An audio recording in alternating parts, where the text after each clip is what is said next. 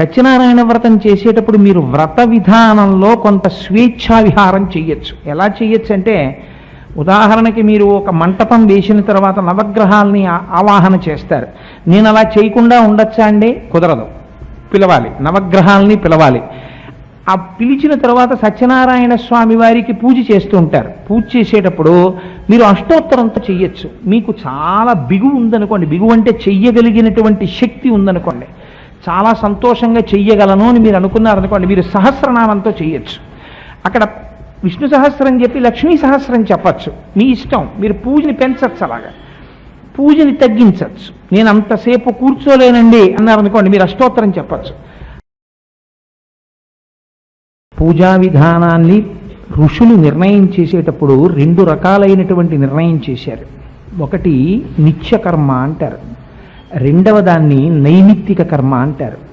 నిత్యకర్మ వేరు, నైమిత్తిక కర్మ వేరు. నిత్యకర్మకి నైమిత్తిక కర్మకి తేడా తెలియాలంటే మొట్టమొదట పెద్దలతోడి కొంతకాలము తిరిగినటువంటి వాడై ఉండాలి. 2, పంచాంగము గురించి కొన్ని విషయాలు తెలిసి ఉండాలి. 3, భగవంతుని గురించినటువంటి విషయములలో సమగ్రమైన జ్ఞానము ఉన్నా లేకపోయినా గురి కుదిరిన వాడై ఉండాలి. అందుకే మనకి ఆఖరణ ఒక మాట చెప్తారు, భగవద్గీత అంతా చెప్పేసి చిట్ట చివర ఒక మాట అంటారు, నాస్తికుడికి, ఈశ్వరుణ్ణి నమ్మని వాడికి, పాషండుడికి దీన్ని చెప్పకు అంటారు. ఎందుకు చెప్పద్దు? అదేంటంటే వాడికే కదా చెప్పి మార్చాలి, మరి ఎందుకు చెప్పద్దు అంటారు? అంటే వాడికి అసలు భక్తి లేదు. వాడు ఎందుకు వింటాడంటే ఇది అబద్ధం అనడానికి వింటాడు వాడు, తప్ప ఇందులో ఏదో ఉందని తెలుసుకోవడం మొదలు పెడితే అందులో ఉన్నదేమిటో తెలుస్తుంది. అసలు ఇందులో ఏమీ లేదని వినడం మొదలెట్టిన వాడికి నువ్వు ఎంత చెప్తే అర్థం అవుతుంది.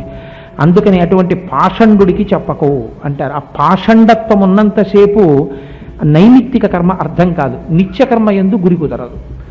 అందుకని పెద్దలు నిత్యకర్మ నైమిత్తిక కర్మ అని 2 కింద విడదీశారు.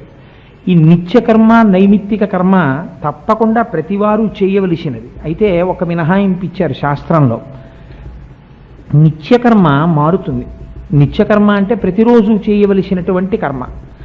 ఇది అందరికీ ఒకలా ఉండదు. శాస్త్రం చాలా గౌరవంగా మాట్లాడింది. ఒక చిన్న పిల్లవాడు ఉన్నాడు అనుకోండి, నా కొడుకు ఉంటాడు, నా కొడుక్కి ఏమీ తెలియదు.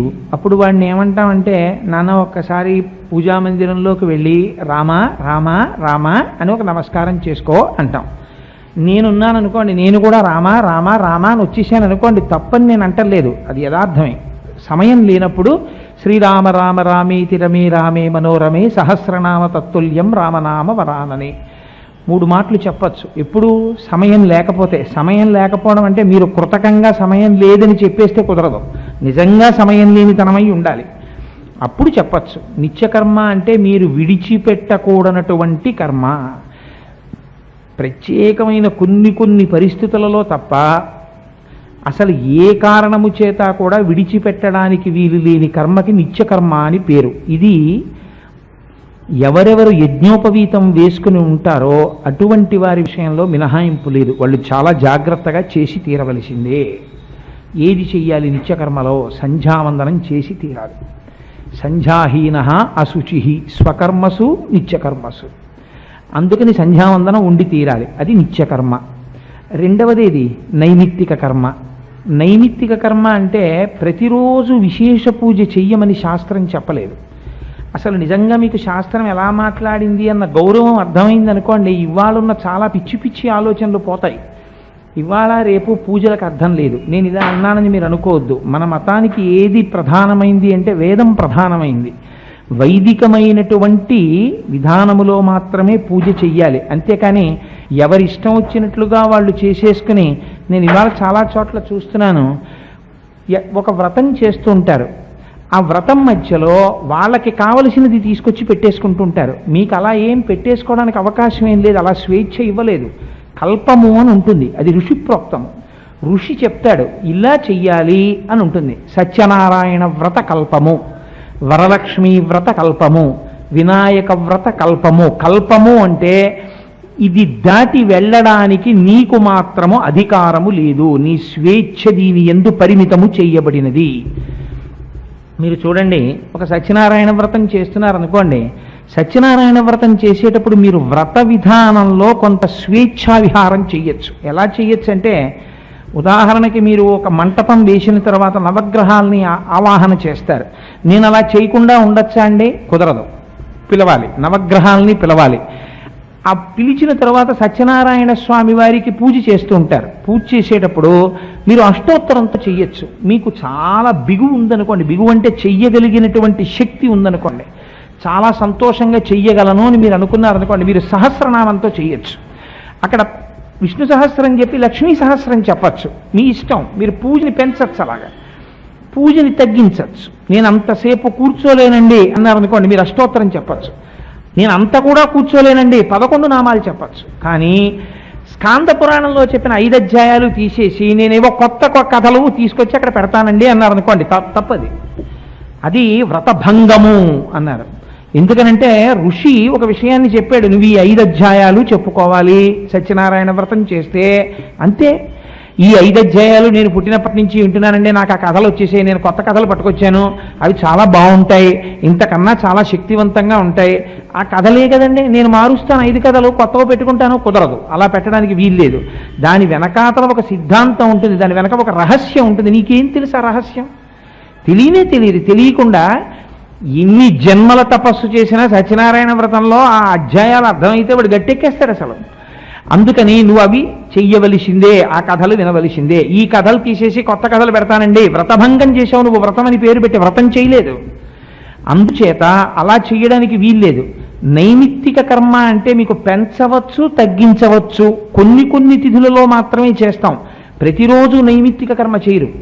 నైమిత్తిక కర్మ అంటే మీకు ఏదో ముక్కోటి ఏకాదశి వచ్చిందనుకోండి, ఆ రోజు ప్రత్యేకం విష్ణు సహస్రనామ స్తోత్రం చెప్పుకుని ఏదో పూజ చేస్తాం. ఒక మహాశివరాత్రి వచ్చిందనుకోండి, తప్పకుండా శివలింగానికి అభిషేకం చేస్తాం, లేదా శివారాధనం చేస్తాం, లేదా కనీసం జాగరణ చేస్తాం.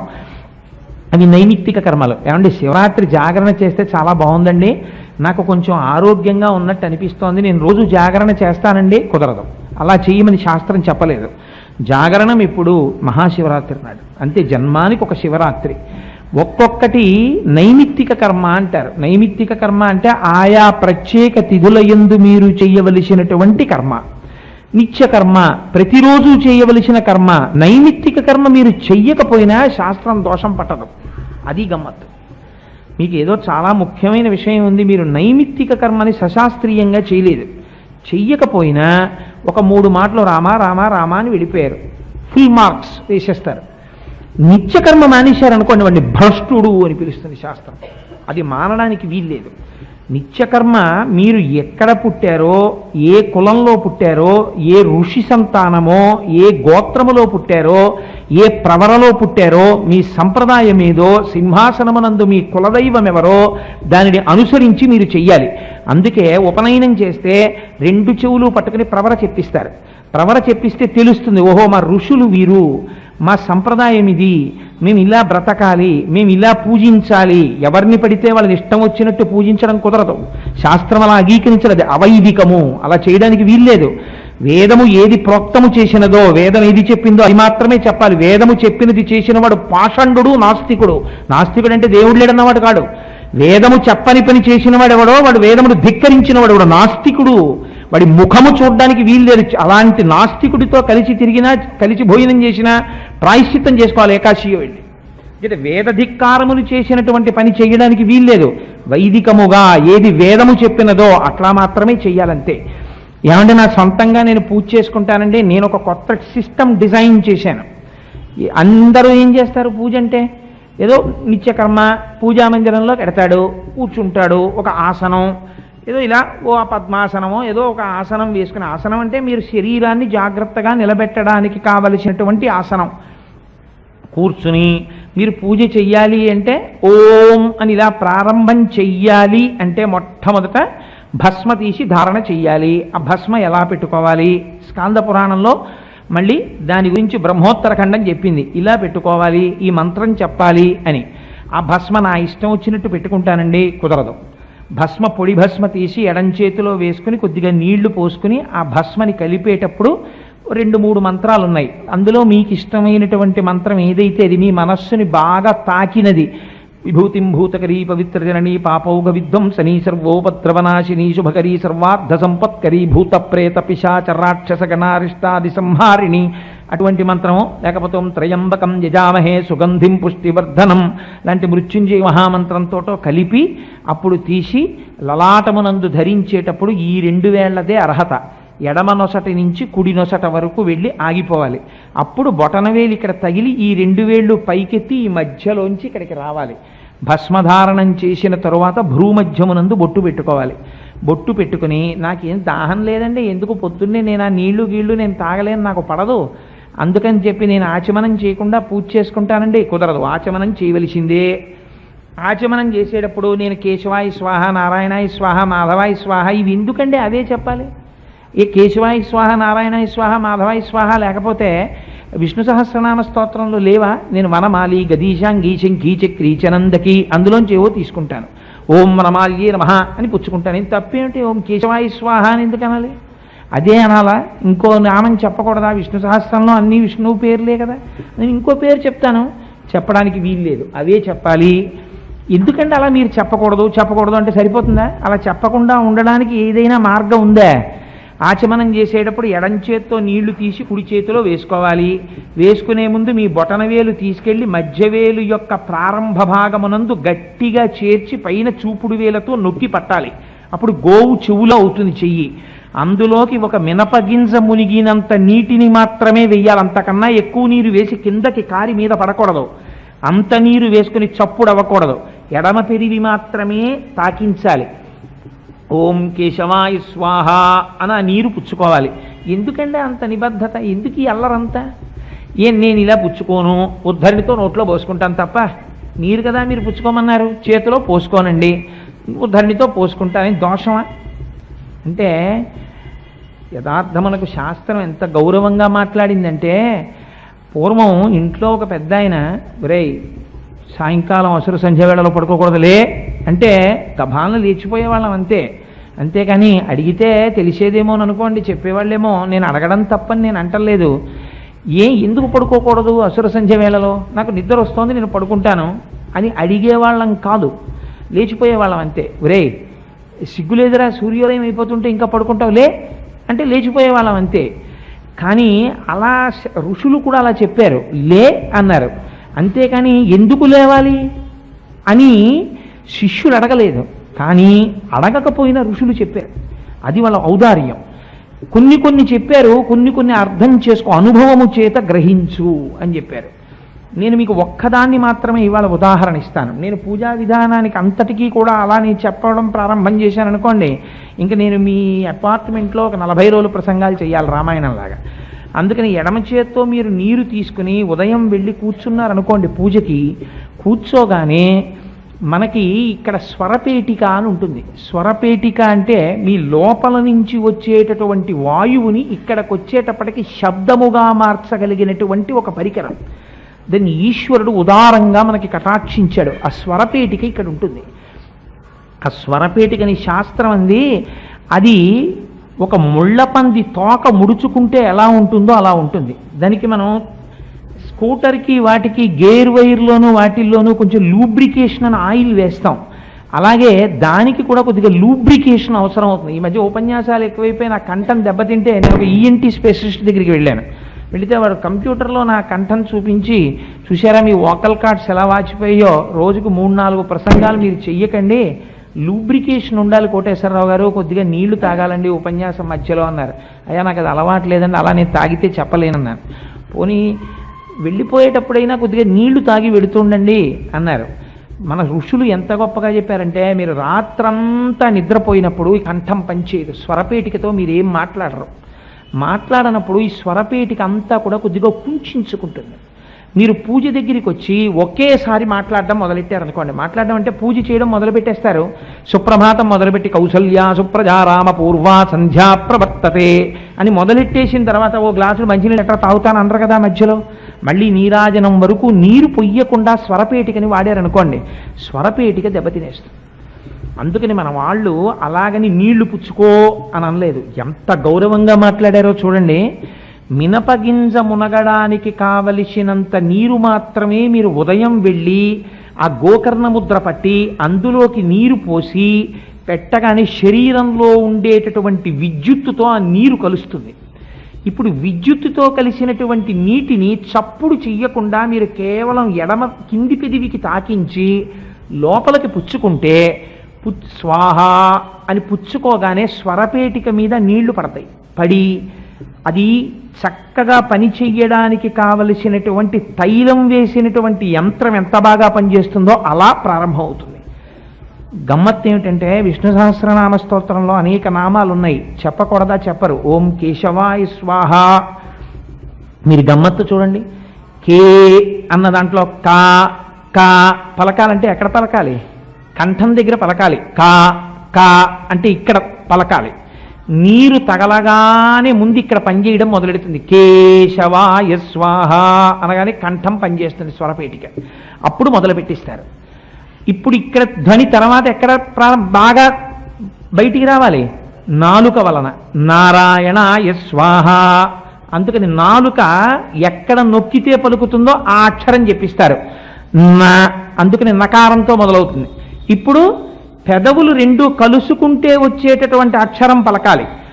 మాధవాయ స్వాహ. ఇప్పుడు శబ్దము ఎక్కడెక్కడ ప్రధానముగా బయటికి వస్తుందో ఆ 3 చోట్ల ఒత్తిడిని కల్పిస్తారు ఈ నీటిని ఇచ్చి. అందుకని 3 మాటలు ఇచ్చినప్పుడు 3 చోట్ల నుంచి శబ్దం బాగా వచ్చే చోట పలికిస్తారు. కేశవాయ స్వాహ, నారాయణాయ స్వాహ, మాధవాయ స్వాహ. ఇప్పుడు ఏమైంది? 3 చోట్ల స్వరపేటికలోంచి వచ్చేటటువంటి శబ్దోచ్చారణము ఖచ్చితంగా వచ్చేట్టు చేశారు. ఇప్పుడు మీకు ఒక అనుమానం రావచ్చు, ఏమంటే మేము కేశవాయ స్వాహానం కా నా మా అంటాం, మీకేమిటి అభ్యంతరం? స్వరపేటిక యాంత్రీకరణం జరిగింది కదా. స్వరపేటికకి ఒక స్కూటర్లో ఆయిల్ వేసినట్టుగా శబ్దం ప్రొడ్యూస్ చేశాం, దానికి కావలసినటువంటి లూబ్రికేషన్ చేశాం. కాబట్టి కేశవ అంటే మాకు చాలా కష్టం, అలా అనం మేము. ఎందుకంటే మేము మానిషం, ఇందులో పుట్టినా ఇంకో దాంట్లో దూరడం మాకు అలవాటైంది. అందుకని మేము ఇప్పుడు అనం భగవంతుడి నామం. అంటే అదో ప్రారంధం, మాని దానివల్ల కూడా ఏం లేదు. కానీ మన మతంలో ఉన్నటువంటి వైదికమైన సంప్రదాయానికి ఉన్న గొప్పతనం ఏమిటంటే ఏ అక్షరమును కూడా అనుసంధానము లేకుండా పలకడం.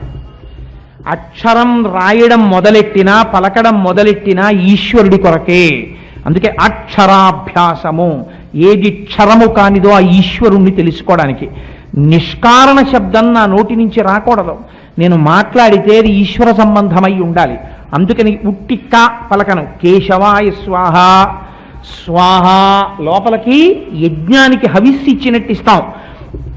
ఓం నారాయణాయ స్వాహ, ఓం మాధవాయ స్వాహ. 3 మాటలు పుచ్చుకుంటాడు. ఇప్పుడు వరుసగా భగవన్ నామాలు చెప్తాడు. ఓం గోవిందాయ నమః, ఓం అని వరుసగా నామాలన్నీ చెప్పి, ఈ నామాలు చెప్పాడు. ఇప్పుడంటే పోయిందనుకోండి అలవాటు. అసలు ఆచమనం చేయడం ఎలాగా అన్నది నిజంగా ఇవాళ ఎంతమంది చేస్తున్నారు ఆచమనం? ఆచమనం చేయడం అసలు చాలామందిని నేను చూస్తుంటాను. ఆచమనం చేసేటప్పుడు జుర్రు జుర్రు తాగేసేవాళ్ళు, ఆ పంచె నిండా పోసేసుకునేవాళ్ళు, ఓహో తుడిచేసుకునేవాళ్లే. కానీ చప్పుడు చెయ్యకుండా ఇలా ఆచమనం చేయడం, కొద్దిగా నీరు మాత్రమే పోసుకోవడం, ఆ ఎలా కూర్చోవాలో అలా ఆసన శుద్ధితో కూర్చోవడం, అసలు ఆ అలవాట్లే పోయాయి ఇప్పుడు. ఇది చేసిన తర్వాత ఇప్పుడు స్వరపేటికను ముందు బలపరిచి తర్వాత మన వాళ్ళు ఒక గొప్ప విషయం చెప్పారు. ముందు భస్మ పెట్టిస్తారు. దేనికి భస్మ అంటే ప్రపంచమంతా ఏదిగా మారుతుందో చిట్ట చివరికి అది భస్మ. మొట్టమొదట ఈ జ్ఞానంతో ప్రారంభిస్తాడు. ఇది ప్రాతకాలమునందు తాను తెలుసుకోవలసినటువంటి విషయం. ఆఖరికి ఈ కనపడుతున్నటువంటి దృశ్యమానమైన జగత్తంతా కూడా చిట్ట చివరికి బూదిగా మారిపోతుంది. దీనికోసం నిష్కారణంగా అనైతికమైన మార్గములలో నేను వెంపర్లాడకుండెదనుగాక.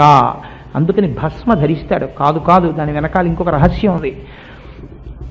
ఏది ఇక మారదో, ప్రపంచంలో ఉన్నటువంటి వస్తువులన్నీ మారుతూ ఉంటాయి. బూడిద ఏమవుతుందండి? బూడిద ఇంకేం అవదు. బూడిద ఏం చేస్తుందంటే ఏమీ చేయదు. బూడిద నీళ్లల్లోకి వెళ్ళి మీరు వస్తువు పడిపోయింది అనుకోండి, ఆ వస్తువు నానిపోవచ్చు. బూడిదలోకి వెళ్ళే వస్తువు పడిపోయింది అనుకోండి, ఏమవుతుంది? ఏమవదు. తానింక ఏదీ చెయ్యదు, తానింక ఏమీ అవదు.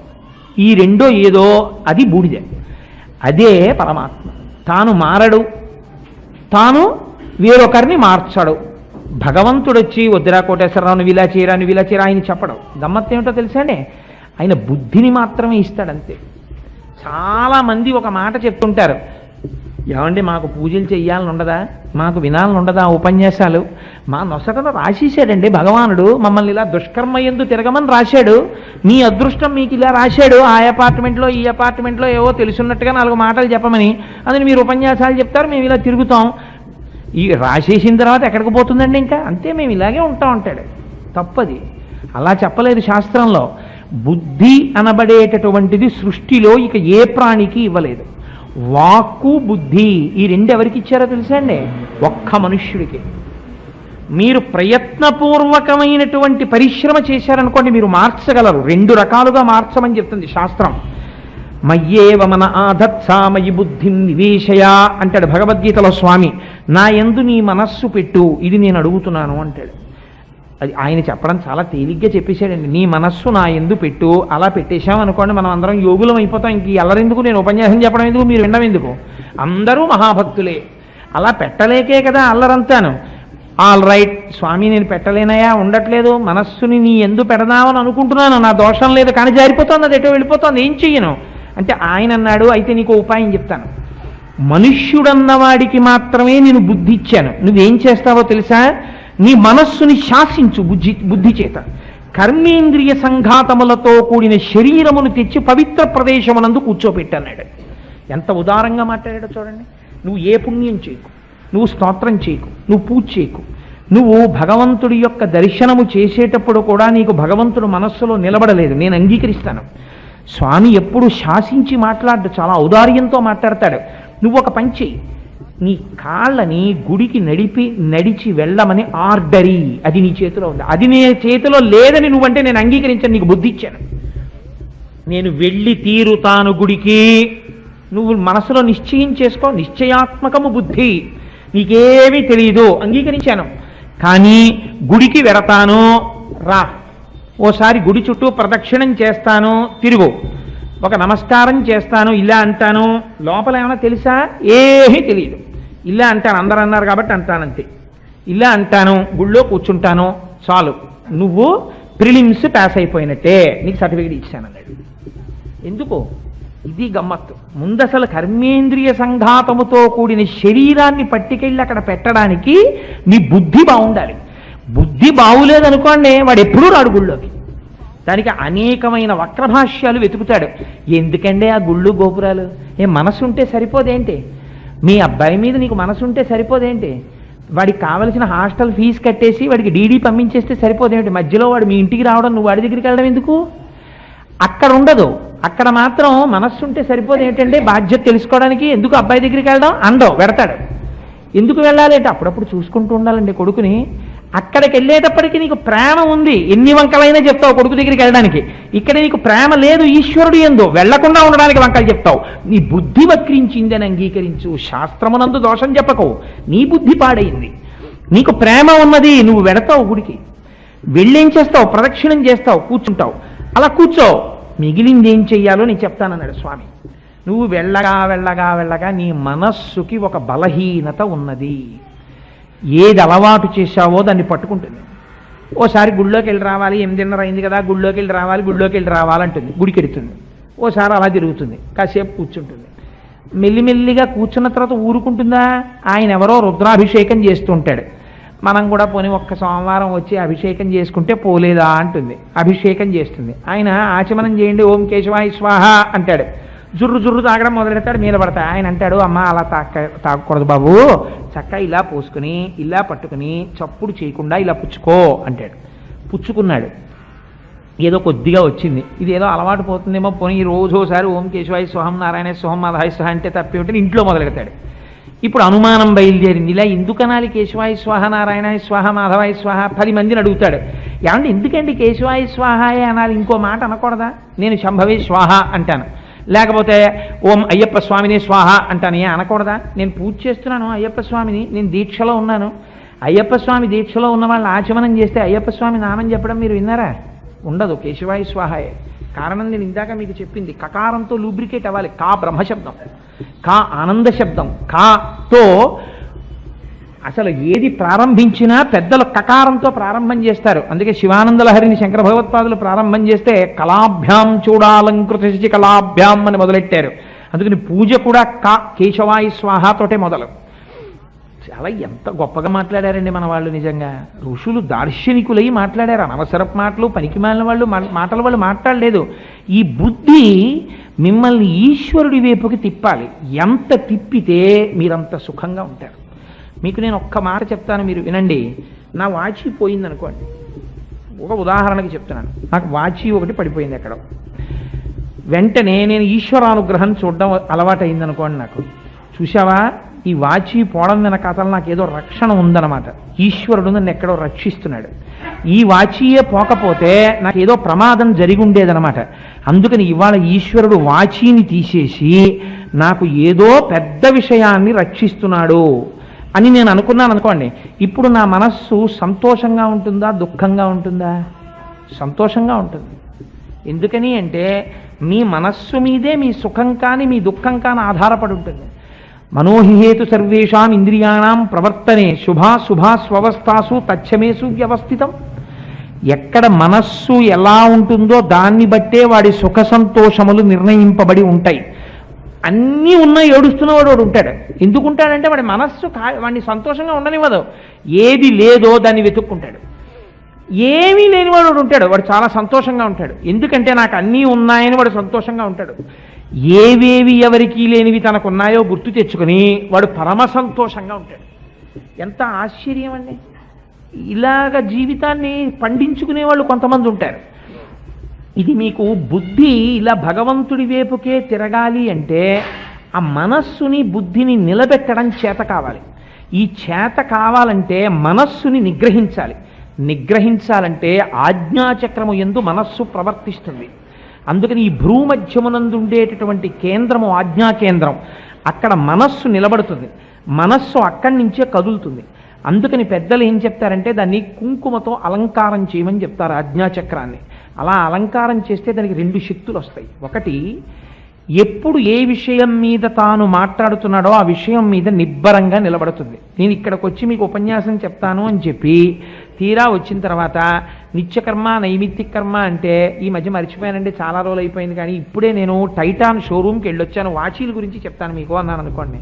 మీరు ఏమంటారు, వీడు బుద్ధిహీనుడు అంటారు. మనస్సుని నిలబెట్టాలి అనుకోండి, మీరు మొదలుపెట్టిన విషయమునందే మీ మనస్సు నిలబడాలనుకోండి, ఆ మనస్సును నిగ్రహించగలిగిన శక్తి ఆజ్ఞాచక్రం వల్ల వస్తుంది. ఈ ఆజ్ఞాచక్రం అమ్మవారి అనుగ్రహం చేత పూరకము కావాలంటే దాన్ని కుంకుమ చేత అలంకారం చేయాలి. శాశ్వతమైన జ్ఞానం శివానుగ్రహంగా పొందడానికి విభూతి చేత లలాటము అలంకారం కావాలి. ఇప్పుడు ఏం చేస్తారు పూజలో? దీపం ప్రజ్వాల్య, ఒక దీపం వెలిగిస్తారు. దీపం ఎందుకంటే 11ంటికి పూజ చేసినా దీపమే, 12ంటికి పూజ చేసినా దీపమే, 5ంటికి పూజ చేసినా దీపమే. ఎందుకు ఈ దీపం? నాకు దీపాలంటే చాలా భయం, తెలుసా అండి. నేను ఇవాళ మీకు ఒక మాట చెప్తాను, మీరు మనసు కష్టపెట్టుకోకండి. ఎక్కడికైనా వెడితే సాధారణంగా ఏమంటారంటే దీప ప్రజ్వలన, వాడు కార్డులో ఒక ఐటెం కింద వేస్తాడు. వేసి మీరు దీపం వెలిగించండి అంటాడు. నేను వెలిగించనని చెప్తుంటాను. అయ్యా నేను వెలిగించనండి, మీరెవరైనా వెలిగించండి అంటుంటాను. కారణం ఏంటో తెలుసా అండి? ఒకసారి మీరు దీపం వెలిగిస్తే ఆ కార్యక్రమం అయిపోయే వరకు ఆ దీపం వెలిగేటట్టుగా చూసుకోవడం మీ బాధ్యత. మీకు అలా ఉంచడం చేత కానప్పుడు వెలిగించమని ఇంకోరిని అడగకూడదు. ఆ పాపం వాడికి మూట కడదామనే. ఎందుకు దీపం వెలిగించడం? మరి మీ పూజలో దీపం ఆరిపోయాక మీరు పూజ చేస్తారా? మరి ఎందుకు దీపం వెలిగించారు మీరు? అంటే మీకు శ్రద్ధ లేదు. ఎక్కడ శ్రద్ధ లేదో అక్కడ పూజ లేదు. మీకు దాని యందు తాదాత్మ్యత లేదు. దాన్ని ఉంచాలని మీకు తెలియదు. దాని యందు సమగ్రమైన బుద్ధి లేదు. అంటే ఇవాళ జరిగిన అటువైపు చూడకండి అందరూ.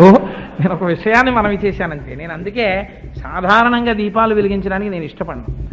ఇలా దీపం వెలిగిస్తారు స్టేజీల మీద, అది ఒక్కబెట్టేస్తోందని ఫ్యాన్లు వేసుకుంటారు. అది వెంటనే ఆరిపోతుంది. అక్కడ వెలిగించేసాం కదా, ప్రోగ్రామ్ కార్డులో ఒకటి అయిపోయిందా లేదా, లైటింగ్ ది ల్యాంప్ టిక్ కొట్టేస్తాడు అధ్యక్షుడు సభకి, అంతే. అది ఆరిపోయింది, మాకేం సంబంధం, ఆయనకేం సంబంధం ఉండదు. అది ఎంత రిచువలిస్టిక్ పెర్ఫార్మెన్స్. సో అలా ఉండకూడదు. చేసేటటువంటి దాని యందు శ్రద్ధతో కూడినదై ఉండాలి కర్మాచరణము. జ్ఞానమునందు శ్రద్ధ పూనిక తనంత తాను వస్తాయి. కర్మయందు మీ అంతట మీరు నేర్చుకోవాలి శ్రద్ధ. లేకపోతే అది అసహ్యంగా ఉంటుంది 10 మంది ముందు.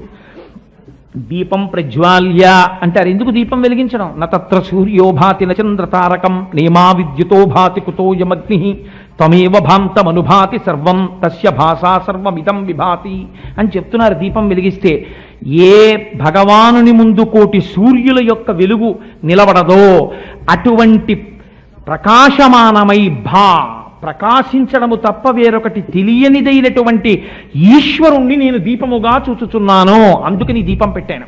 ఇప్పుడు నేను ఆయన వెలుతురు నా యందు పడి వెలుగుతున్న దీపము వెలిగించినట్టు దాని చేత నేను వెలిగింపబడతాను అని ఒక దీపాన్ని వెలిగించి దాని సమ్మెట మీద ఒక పువ్వో ఒక పసుపో కాస్త కుంకమో 2 అక్షతలో వేస్తారు.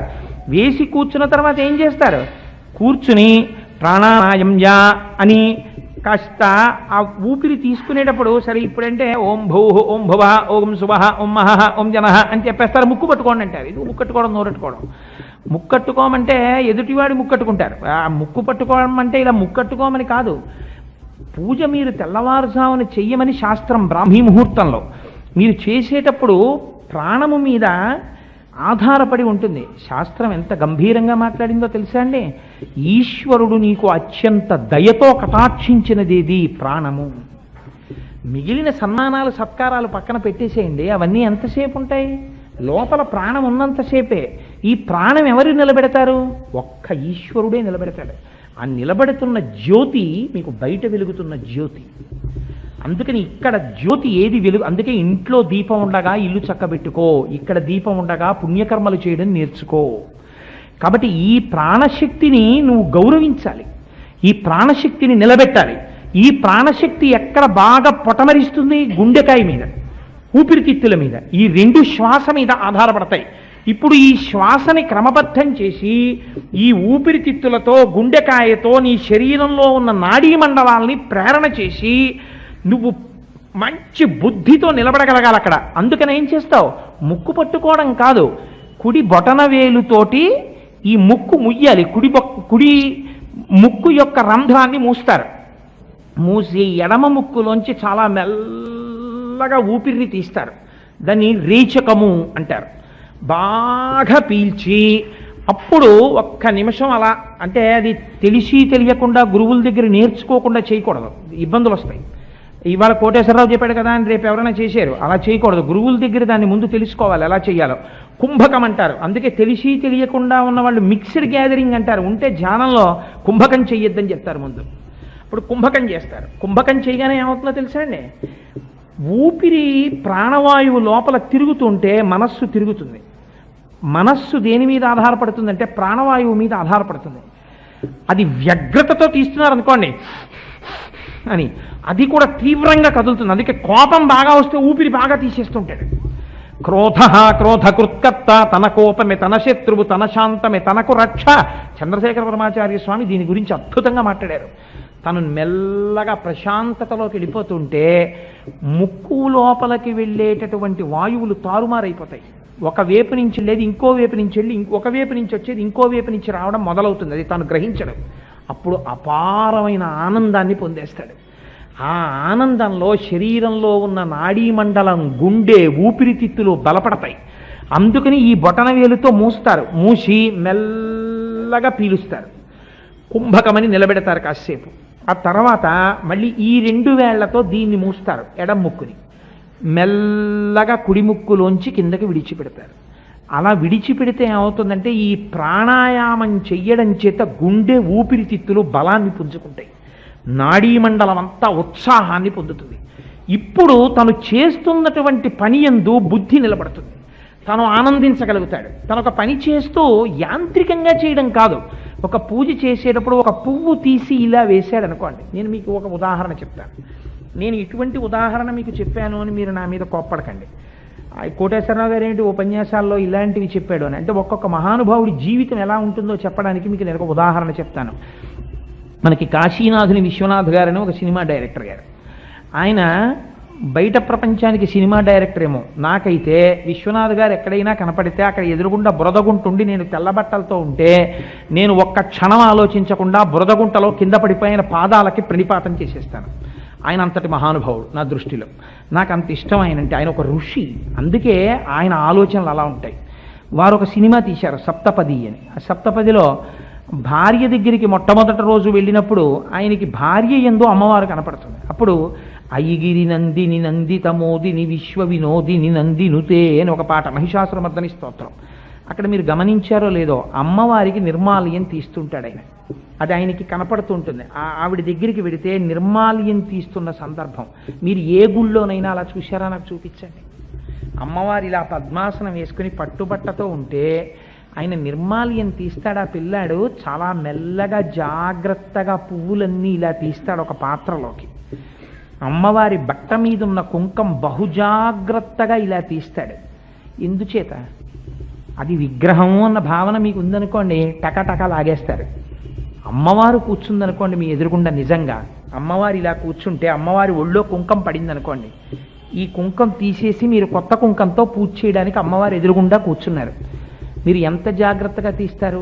ఒక బంగారు పాత్ర పట్టుకుని కుడి చేత్తో మెల్లగా అమ్మకి నొక్కుకోకుండా మెల్లగా ఆ కుంకం తీస్తారా? తీరా?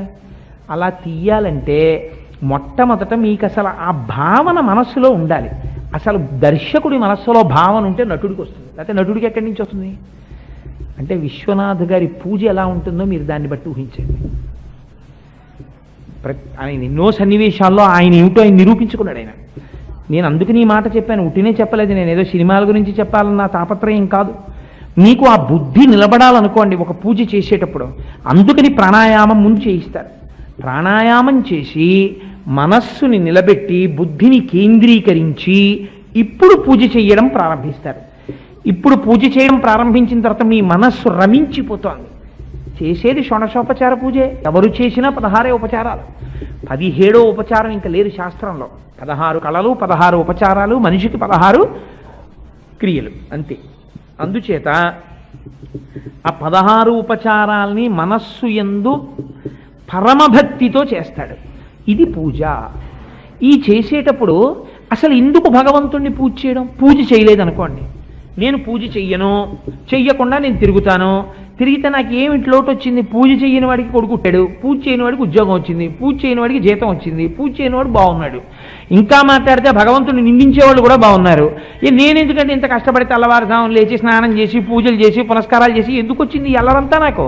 అంటే మీరు ఒకటి బాగా జ్ఞాపకం పెట్టుకోండి. వ్యాసుడు అంటాడు దేవి భాగవతంలో, కాలోహి బలవాన్ కర్త సతతం సుఖదుఃఖయోహో నరాణాం పరతంత్రాణం పుణ్య పాపానుయోగత అంటాడు. ఈశ్వరుడు ఎక్కడో ఉండడు, కాలస్వరూపంలో ఉంటాడు. కాలము రూపములో ఉండి భగవానుడు మీకు రక్షణ చేస్తూ ఉంటాడు. చేత అన్నింటికన్నా చాలా గొప్పగా మీకు ఈశ్వరుడు కనపడేది ఎక్కడా? మీ చేతివాచిలోనే కదండి. ఆయన కాలస్వరూపుడై ఉన్నాడు. ఎప్పటికప్పుడు కాలాన్ని చెప్పేస్తూ ఉంటాడు. ఈ కాలంలోనే మీకు సుఖం వస్తూ ఉంటుంది, దుఃఖం వస్తూ ఉంటుంది. మీరు దీన్ని ఆపలేరు. మీరు ఎంత చదువుకున్నవారు అవ్వచ్చు, మీరు రాడార్లు కనిపెట్టగలరేమో, ఇంకోటి కనిపెట్టగలరేమో, గంటకి 120 కిలోమీటర్ల వేగంతో ఈదురుగాలులు వీస్తాయని చెప్పగలరు. 120 కిలోమీటర్ల వేగంతో ఈదురుగాలులు వీచకుండా మీరు చేయండి, మీరు చేయలేరు. 120 కిలోమీటర్ల వేగంతో వీచిన ఈదురుగాలులకి చెట్లు పడిపోకుండా మీరు చేయండి, మీరు చేయలేరు. అలా మామూలుగా ఉంటే అది వాయువు. ఈ ప్రకృతి ప్రకోపిస్తే, కృతజ్ఞతతో మనిషి ప్రవర్తిస్తే ఆయన ప్రభంజనుడు. శాస్త్రం వెంటనే రౌద్రస్వరూపాన్ని చెప్పింది. మన మతానికి ఉన్న గొప్పతనం ఎక్కడో తెలుసా అండి? పాపానికి ఫలితం ఇచ్చేటప్పుడు భయపెట్టడానికి ఇంకోడెవడో రావడం, పుణ్యానికి ఫలితం ఇచ్చేటప్పుడు మన జోకొట్టడానికి, మన ధైర్యం చెప్పడానికి భగవంతుడు రావడం ఉండవు. భయపెట్టేవాడెవడో? పరమాత్మ. భయం తీర్చేవాడెవడో? పరమాత్మ. భయకృత్ భయనాశన. మీరు విష్ణు సహస్రంలో చదువుతున్నారా, చదవట్లేదా? భయకృత్ భయపెట్టేవాడు ఆయనే, భయనాశన భయం పోగొట్టేవాడు ఆయనే. అదేమిటండి భగవంతుడు భయపెట్టడం ఏమిటండి మమ్మల్ని? భగవంతుడు అలా భయపెట్టచ్చా? పెడతాడు. ఆయన రౌద్ర, ఆయన రుద్రుడు, ఆయన ఏడిచేటట్టు చేస్తాడు. ఆయనే శివ మంగళకరుడు, ఆయన మీకు శుభం కలిగేటట్టు చేస్తాడు. ఎందుకంటే అలా చేయడం అంటే, చేసిన పాపపుణ్యములు ఎక్కడికి పోతాయి? నువ్వు చేసిన పాపం ఉంది, నువ్వు దుఃఖ రూపంలో అనుభవించాలి. నువ్వు చేసిన పుణ్యం ఉంది, సుఖ రూపంలో అనుభవించాలి. జరిగినవి జరిగిపోయాయి. పాపము పుణ్యము దేని వలన చెయ్యవలసి వచ్చింది? మనస్సు తిరగకూడని వాటి వెంట తిరిగి కోరికలు ఎక్కువైపోయి పాపం చేశావు. ఇప్పుడు ఈ మనస్సు సక్రమ మార్గంలో తిరిగితే నువ్వు పుణ్యకర్మాచరణం వైపుకు వెడతావు.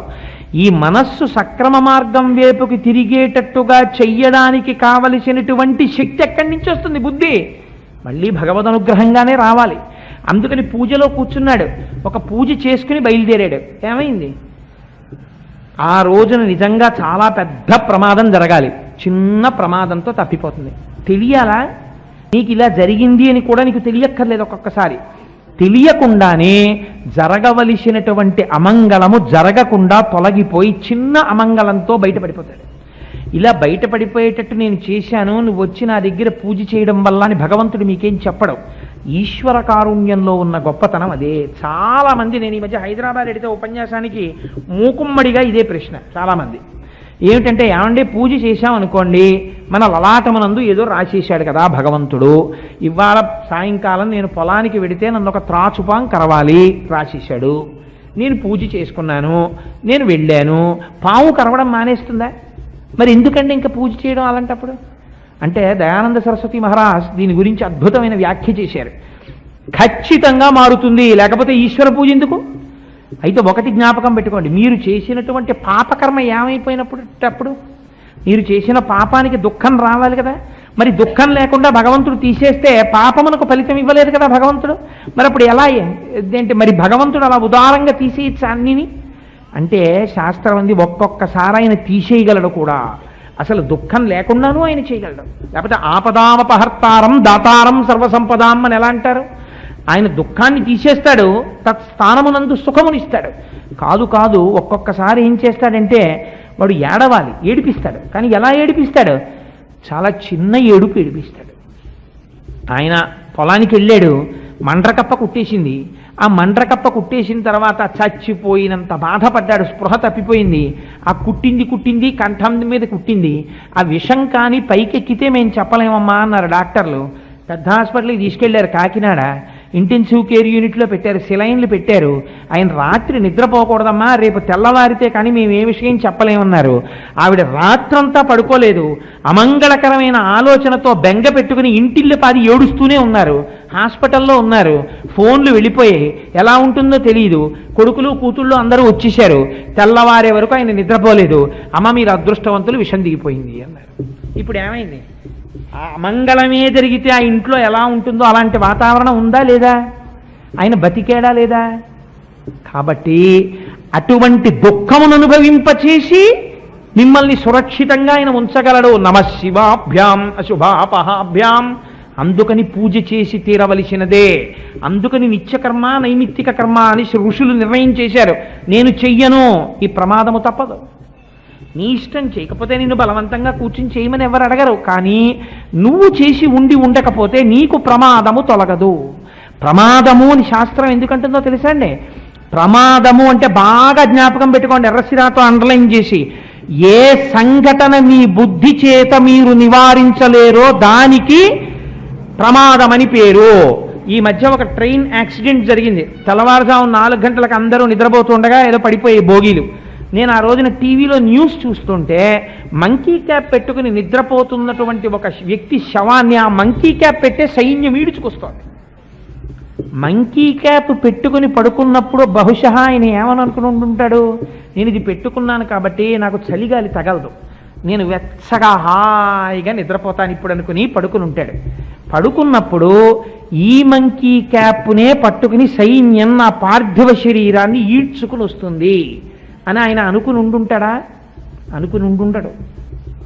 ఆ రైల్లోనే కొన్ని బోగీలు పడ్డాయి, కొన్ని బోగీలు ఉండిపోయాయి. కొన్ని బోగీల్లో కొంతమంది బతికారు, కొంతమంది చచ్చిపోయారు. ఇదే పోతన గారు అంటారు, ఎగసి దవ్వులవాని దహించు భంగి కర్మ వశమున భవమృతి కారణములు తెలిసి విరగొంద ఇకనేల తొట్టుపడగా అన్నారు. అగ్నిహోత్రం అంతటా కాల్చేస్తూ అక్కడే ఉన్న ఓ గడ్డి పరకను వదిలేస్తుంది. ఏమనుకోవాలి? అది గడ్డి పరక గొప్ప అనుకోవాలా? అగ్నిహోత్రం చేతకానితనం అనుకోవాలా?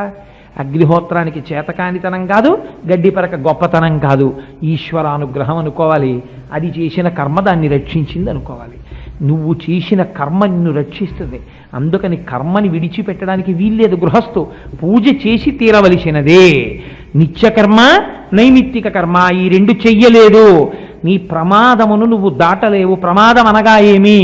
ఏది నీ బుద్ధి చేత నువ్వు దాటలేవో దానికి ప్రమాదం అని పేరు. 80 కిలోమీటర్ల స్పీడ్లో వెళ్ళిపోతున్నావు, బ్రేక్ వైర్ తెపి. ఇప్పుడు నీ పిహెచ్డి కానీ, నీ బ్యాంక్ బ్యాలెన్స్ కానీ, నీ పిల్లలు కానీ, నీ స్నేహితులు కానీ, నీ పర్సనాలిటీ కానీ, నీ కాంప్లెక్షన్ కానీ, నువ్వు సంపాదించుకున్న కీర్తి ప్రతిష్టలు కానీ నిన్ను కాపాడగలవా? 80 కిలోమీటర్ల వేగంతో బ్రేకు తెగిపోయిన స్కూటర్ మీద నువ్వు ఉన్నావు. ఇది నీ బుద్ధి చేత ఇప్పుడు నువ్వు తప్పించుకోలేని స్థితి యందు నీ ఉన్నావు. ఇప్పుడు ఏమైంది? నిజంగానండి ఎలా బతికానో నాకే తెలీదు, రాళ్ల కుప్ప కనపడిందండి, గబాల స్కూటర్ రాళ్ల కుప్ప మీదకి ఎక్కేసింది, ఆ స్పీడ్ తగ్గిపోవడంలో ఇటు పడిపోయాను, బస్సు ఏమో స్కూటర్ నుంచి వెళ్ళిపోయింది, పప్పు అయిపోయిందండి స్కూటర్, బతికాను అంతే చాలంటే. ఏమైంది? ఇంకా అట్టే మాట్లాడితే ఓ 40 యాపిల్ పళ్ళు వస్తాయి ఇంటికి, చూడడానికి వచ్చిన వాళ్ళందరూ పళ్ళిచ్చేళ్ళి. కాబట్టి రావలసిన ప్రమాదం వచ్చిందా? రాలేదు, సరికదా, రక్షణ పొందావు. నీ బుద్ధి చేత నువ్వు దేన్ని తప్పించలేవో దానికి ప్రమాదమని పేరు. ఆ ప్రమాదమును తప్పించగలిగినదేది? బుద్ధికి అతీతమైన ఈశ్వర శక్తి. ఆ ఈశ్వర శక్తి నీకు ఎందుకు లొంగుతుంది? నీ బుద్ధిని నువ్వు సక్రమ మార్గంలో పెట్టుకుంటే. అది ఎలా పెట్టగలవు? ప్రాణాయామము చేత. ప్రాణాయామం ఎందుకు? ఈశ్వరానుగ్రహము కొరకే, వేరొక దానికి కాదు. మన దాంట్లో ఏది చేసినా ఈశ్వరుడి కొరకే, ఇంకొక దానికి లేదు. అందుకే అంటారు, అత్సపు చీకటింబడి గృహవ్రతులై విషయ ప్రవృష్టులై చచ్చుచు పుట్టుచున్మరల చెర్విత చెర్విణులైన వారికి జిచ్చర పుట్టునే పరులు చెప్పిననైన నిజేచ్ఛనైన ఏమిచ్చిననైన కానలకు ఎగిననైన హరిప్రబోధముల్లన్నాడు ప్రహ్లాదుడు. ఎంత కడుపు మండిపోతే ఆ మాట అన్నాడో చూడండి. ఎటువంటి బ్రతుకులురా బతుకులు! వాడు అందుకే పుడతాడంతే. వాడు ఎప్పుడూ ఈశ్వర కర్మ చెయ్యడు, వాడి బుద్ధి వాడు మార్చుకోడు. చచ్చుచు పుట్టుచున్మరల చెర్విత చెర్విణులైన వారికి జిచ్చర పుట్టునే పరులు చెప్పిననైనా నిజేచ్ఛనైనా కానలకు ఏగిననైనా. వాడు అరణ్యాలకి తీసుకెళ్ళిపోయినా ఒకడొచ్చి చెప్పినా తనంత తాను తన బుద్ధికి మాత్రము తోచదో. మీకు ఆకలేసింది అనుకోండి, ఇంట్లో అన్నం లేదు, ఏం చేస్తారు? ఫ్రిడ్జ్ వెతుకునో యాపిల్ పండు తింటారు. యాపిల్ పండు కూడా కనపడలేదు అనుకోండి, స్టవ్ దగ్గరికి వెళ్ళి పాలు ఉంటే కాచుకుని ఒక గ్లాసుడు తాగుతారు. అంతేకాని ఆకలి వేస్తే భార్యని పట్టుకుని దూషణ చేస్తూ కూర్చున్నారు అనుకోండి ఒక గంట ఇంట్లో, అనారోగ్యం వస్తుందేమో కానీ ఆకలి తీరదు కదా. మీరు ఏమైనా తింటే ఆకలి తీరుతుంది అంతే. మీ ఆకలి తీరడానికి మీరు అన్నం తినాలి, మీ దాహం తీరడానికి మీరు నీళ్లు తాగాలి, మీరు ప్రమాదం తప్పించుకోవడానికి మీరు కర్మ చెయ్యాలి. తప్పించి వాడెవడో కర్మ చేస్తాడు, వాడెవడో పూజ చేస్తాడు, వాడెవడో ప్రార్థన చేస్తాడు, నాకు ప్రయోజనాలు వస్తాయంటే అలా కుదరదు. వైదిక సంప్రదాయంలో ఎప్పుడో అరుదుగా అట్లాంటి వాటిని శాస్త్రం అంగీకరించింది. తండ్రికి కొడుకు మీద ప్రేమ ఉంటుంది కాబట్టి సహజంగా తండ్రికి దుఃఖం ఎందుకు వస్తుందండి? కొడుక్కి ప్రమాదం వచ్చిందని నువ్వు చాలా పూజలు చేసేవరా, నువ్వు మంచిడివి, పాప నీ జోలికి ఎందుకు వస్తాను, నీకేమీ అవదో, కానీ మీ అబ్బాయి కాలు విరిచేస్తానన్నాడు అనుకోండి పరమాత్మ, ఏడుస్తాడా ఏడవడా తండ్రి? ఇది మన మతంలో ఉన్న గొప్పతనం. అందుకే వాడు ఏమంటాడంటే పూజ చేసేటప్పుడు ధర్మపత్ని సమేతస్య సకుటుంబస్య సబాంధవస్య పుత్ర పౌత్ర సమేతస్య, అందరితో కూర్చుని సకుటుంబంతో నేను పూజ చేసినట్టే. ఇంటి యజమాని పూజ చేశాడు అనుకోండి, ఇంట్లో వాళ్ళందరూ పూజ చేసినట్టే లెక్క. అంటే మానేయమని కాదు నా ఉద్దేశం, ఆయన చేసినప్పుడు వీళ్ళు చేయకుండా ఉంటే ఆయన ఊరుకుంటాడంటే, నువ్వు వీళ్ళు కూర్చుని చేయి సంధ్యావందనం అంటాడు. అందుకని మన వాళ్ళు ఏదైనా చెప్తే ఇంటికి యజమాని పేరు చెప్తారు తప్పించి కింద వాళ్ళ పేర్లు చెప్పక్కర్లేదు. ఇప్పుడు నేను ఈ మధ్య ఎందుకో ఒక రోజున ద్రాక్షారామం వెళ్ళాను, ఏదో హనుమ రథం ప్రారంభోత్సవం చేయడానికి వెళితే అక్కడ మాణిక్యాంబా దేవాలయంలోకి వెళ్ళినప్పుడు ఒక సంఘటన చూశాను. ఒక ఆయన ఎక్కడి నుంచో వచ్చాడు, ఆయన ఇంకా వెనకాతల ఒక 60 మందో 70 మందో క్యూలో నిలబడి ఉన్నారు. ఆయన ఒక 80 పేర్లు చెప్పాడు అప్పటికి.